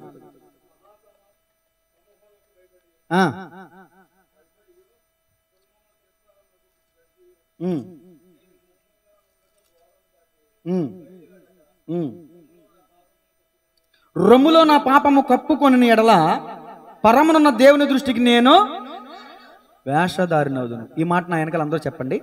రొమ్ములో, అందరు చెప్తున్నారా? చెప్తున్నావా? చెప్పు. రొమ్ములో నా పాపమును కప్పుకొని ఎడల పరమునున్న దేవుని దృష్టికి నేను వేషధారిని అవుదును. ఇంత వాక్యం విన్నాం కదా. ఇప్పటి వరకు మన ప్రార్థనలో వేషధారణ ఉందా? ధర్మకార్యాల్లో వేషధారణ ఉందా? ఉపవాసంలో వేషధారణ ఉందా? మన క్రియల్లో వేషధారణ ఉందా? ఎక్కడుందో ఒప్పుకుని విడిచిపెట్టేయండి. ఒప్పుకుని విడిచిపెట్టలేదు అనుకో, మీరు కప్పుకున్నారనుకో, ఇంకా మీరు దేవుని దృష్టికి ఎలా కనబడతారంట? అది తలలో వంచని ప్రార్థన చేసుకుందా. తలలో వంచండి. ఏశావు వేషం వేసుకుని వెళ్ళాడు యాకోబు. దీవించబడ్డట్టే కనిపిస్తుంది మనకి, కానీ దానివల్ల ఎంతో శోకం అనిపించాడు. తర్వాత పైకి పచ్చని కానీ దాని ఫలము శూన్యం. పైకి పచ్చగా ఉందంట చెట్టు, కానీ ఫలాలు లేవంట. ఫలాలు లేని చెట్టు. ఈరోజు నువ్వు పైకి నీతిమంతుడిగా కనిపిస్తున్నావు, కానీ నీ క్రియలను చూస్తే విధవరాండ్రను కూడా దిగమింగేసే పనికి మాలిన అన్యాయపు పనులంట. నేను మౌనంగా ఉంటాను. దయచేసి 2 నిమిషాలు నమ్మకంగా ప్రార్థన చేయండి. గంటకు పైగా మన వాక్యాన్ని విన్నాం. మరి చిన్న ప్రార్థన అయినా మీరు చేయొద్దా? ఇంతవరకు ప్రభా తెలుసో తెలియకో సుదీర్ఘ ప్రార్థనలు చేసి నేనే ప్రార్థనా పరుణ్ణి అని కనపరుచుకోవడం కోసం విస్తారమైన ప్రార్థనలు చేశాను ప్రభా. నా ప్రార్థనలో వేషధారణ ఉంది, నేను ఇచ్చిన ధర్మంలో వేషధారణ ఉంది, నా ఉపవాసంలో వేషధారణ ఉంది, నా క్రియల్లో వేషధారణ ఉంది, నా చూపులో, నా మాటలో, నా నడవడికలో, నా ప్రవర్తనలో వేషధారణ ఉంది. నాయన, నా రొమ్ములో పాపం ఉంది, నేను ఒప్పుకుంటున్నానని ఈ రోజున నువ్వు ఒప్పుకుని విడిచిపెడితే కనికరం పొందుకుని తిరిగి వెళ్ళిపోతావు. లేదు, పక్క వాళ్ళతో కాదుగా నేను ఒప్పుకోమనేది, చిన్నగా మనసులో దేవునితో చెప్పుకోండి. ఇంతవరకు ఇదిగో నేను ఇట్లా యాశాలు వేసాను, పిల్ల చేష్టలు చేశాను, ఎక్కువ టైం ఫోన్లు మాట్లాడాను, నేనే విస్తారంగా మాట్లాడాను, వాళ్ళు వీడు తేడా లేకుండా ఇదిగో వాళ్ళకి. ఎందుకంటే కపటము గల స్త్రీలు వేషావేషం వేసుకున్నట్టు అలాంటి పనులు మనలో ఉన్నాయంటే మనం కూడా అలాంటి వాళ్ళమే. అది మన పనులే చెప్తాయి మనం అంటే ఏంటో. నా నోటి మాటే చెప్పుద్ది నేను నీతిమంతున్నో అపరాధునో. అలాగే మన క్రియలే చెప్తాయి మనం పవిత్రులమో అపవిత్రులమో. ఒకసారి సరి చేసుకోండి, మీకు సరి చూసుకోండి. మిమ్మల్ని మీరు మీ క్రియలను సరి చూసుకోండి. మీ మాటలు ఎలా ఉన్నాయి, మీ పద్ధతులు ఎలా ఉన్నాయి, మీ ప్రవర్తనలు ఎలా ఉన్నాయి, వాక్యానుసారంగా జీవిస్తున్నారా? లోక సంబంధమైన ఆచారాలు వెంటబడుతున్నారా? మీరు కూడా ఆచారాలకు ప్రాముఖ్యత ఇస్తూ వాటిలో ఉన్న ప్రమార్థాన్ని మర్చిపోతున్నారా? పరిశీలు శాస్త్రులు అలాంటి వాళ్ళే. వేషధారులు శిక్ష పొందుకుంటారని బైబిల్ చెప్తుంది. వేషధారులు భయంకరమైన శిక్ష పొందుకుంటారని వాక్యం చెప్తుంది. మొదటి దినవృత్తాంతంలో 10:13 మరణశిక్ష విధించబడింది సౌలుకి. అహాబు మారు వేషం వేసుకెళ్ళిపోయాడు, ఎద్దులో చనిపోయాడు. యెరోబాము భార్య వేషం వేసుకుని వెళ్ళింది. చాలా మరణకరమైన దుఃఖకరమైన మాట వింది. నువ్వుగా రావాలి మందిరానికి. శుంకరిగా వచ్చాడు, నేను పాపిని అని ఒప్పుకున్నాడు, రొమ్ము కొట్టుకున్నాడు, కనికరించబడి తిరిగి వెళ్ళాడు. వేషధార వచ్చాడు, కానీ రొమ్ము కొట్టుకోలా, గొప్పలు చెప్పుకున్నాడు. వేషధారణది. నేను ఎలా ఇచ్చానయ్యా, అలా ఉన్నానయ్యా, వేషధారణది. భక్తి చేయండి, పవిత్రమైన భక్తి. వేషధారణతో కూడిన భక్తి చేయకండి, నరకానికి పోతాం. మనం చేసే భక్తి పరలోకానికి తీసుకెళ్ళాలి కానీ పాతాళానికి తీసుకుని వెళ్ళకూడదు. వీళ్ళు ఎలాంటి వాళ్ళు అంటే వీళ్ళు వెళ్ళరు, వెళ్ళే వాళ్ళని వెళ్ళనివ్వరు. పరలోక రాజ్యాన్ని మూసేస్తారంట అనేక మందికి. వేషధారులు కాబట్టి వేషధారులు వెంబడించే వాళ్ళందరూ కూడా వాళ్ళతో ఆగిపోతారు. మిగిలిన వాళ్ళు యవనస్తులమ్మా ప్రార్థన చేయండి. వేషధారి అసలు ఎవరు అంటే సాతానుగాడు వేషధారి. కానీ వాడి పనులు, వాడి బుద్ధులు మనం ప్రవర్తించడం ద్వారా మనం కూడా వేషధారులం అయిపోతున్నాం. వాళ్ళు మనలోకి వచ్చి మనల్ని వాడుకుంటున్నాడు సాతానుగాడు. నువ్వేంటో చెప్పు, నీ స్నేహితుడు ఎవడో చెప్పు, నువ్వేంటో చెప్తా అన్నారు పెద్దవాళ్ళు. ఒకసారి ఆలోచించు. నీ స్నేహితులు ఎవరో, నీ ఫ్రెండ్షిప్ ఎవరో, నీ కాంట్రాక్ట్స్ ఏంటి, ఎవరితో ఎంతవరకు మాట్లాడుతున్నావు, ఎవరితో ఎంతవరకు మూవ్ అవుతున్నావు, ఎంతవరకు అంతవరకే. అంతకు మించి వేషధారణ, కపటము, మోసము, ప్రార్థన. మహాపరిశుద్ధుడు మహోన్నతుడు మహిమ కలిగిన దేవాన్ని తినివాసి మా ప్రియ పరలోకపు తండ్రి, ఇంతవరకు విస్తారముగా విరివిగా వాక్యాన్ని ప్రకటించడానికి మీరు చూపిన కృపను బట్టి మీకు వందనాలు. అయా, బిడ్డలందరూ కూడా శ్రద్ధా భయభక్తులు కలిగి శ్రద్ధాశక్తితో విన్నారు. విన్న వాక్యాన్ని విడిచిపెట్టుకుని పోకున్నట్లు విశేష జాగ్రత్త కలిగి చేతికి కంకణములను, నుదుటికి భాషకములను, మెడకు హారములను ధరించుకుని, అనగా దైవ భయమనే హారం, దేవుని చిత్తానుసారమైన తలంపులు, దేవుని మార్గాల్లో అనుసరించే మనస్సు, ఉత్తమమును అనుకూలమైన దానిని వెంబడించే మనస్సు, రూపాంతరము చెందిన మనసు, అట్టి కృప మాకు దయచేయండి ప్రభువా. వ్యర్థమైన పనులు, వ్యర్థమైన క్రియలు, వ్యర్థముగా ఆరాధించే వాళ్ళంట ఆ రోజు పరిసయ్యులు, శాస్త్రులు. మేము ఈరోజు అలా ఆరాధించకూడదు ప్రభువా. ఆత్మతోనూ సత్యముతోనూ మేము ఆరాధించాలి. మాలో ఏదైనా వేషధారి ఉంటే మమ్మల్ని క్షమించండి. నిజమే, మా హృదయముల పాపం ఉందయ్యా. మా హృదయంలో ఎన్నో అతిక్రమాలు ఉన్నాయి, ఎన్నో అవిధేయతలు ఉన్నాయి, ఎన్నో అనాలోచనలు ఉన్నాయి. అయ్యా, ఈరోజు నీ సన్నిధిలో ఒప్పుకుంటున్నాం ప్రభా, మమ్మల్ని క్షమించండి అయ్యా. కృపామి నుంచి సంఘ బిడ్డలందరినీ క్షమించండి. నీ ఆత్మాభిషేకంతో మమ్మల్ని నింపండి నాయన. పైనుండి వచ్చి జ్ఞానం మాకు దయచేయండి. ఈ భూ సంబంధమైన జ్ఞానం దెయ్యముల వంటి జ్ఞానం అని వాక్యం చెప్తుంది. అది మాకు వద్దయ్యా. అది మమ్మల్ని పాడు చేస్తుంది, మాతో పాటు ఇతరులను పాడు చేస్తుంది. వెర్రి జ్ఞానం మాకొద్దు, లోక జ్ఞానం మాకొద్దు ప్రభువా. దైవికమైన జ్ఞానం మాకు దయచేయండి. అది పక్షపాతం లేనిది, వేషధారణ లేనిది. మనసులో ఏమనుకుంటామో పైకి అలాగే మేము ఉండాలయ్యా. కడుపులో ఒకటి పెట్టుకుని పైకి ఒకటి మాట్లాడే వరకు మేము ఉండకూడదు ప్రభువా. మనుషులు ఎదుట, మనుషులకు కనబడవలనని, మనుషుల ముందు గొప్పలు చెప్పుకునే తీరుతెన్నులు మాకు వద్దయ్యా. యథార్థత, పరిశుద్ధత, నమ్మకత్వం మాకు దయచేయమని యేసయ్య నామములో ప్రార్థించి అడిగి వేడుకొంచున్నాం తండ్రి. ఆమేన్.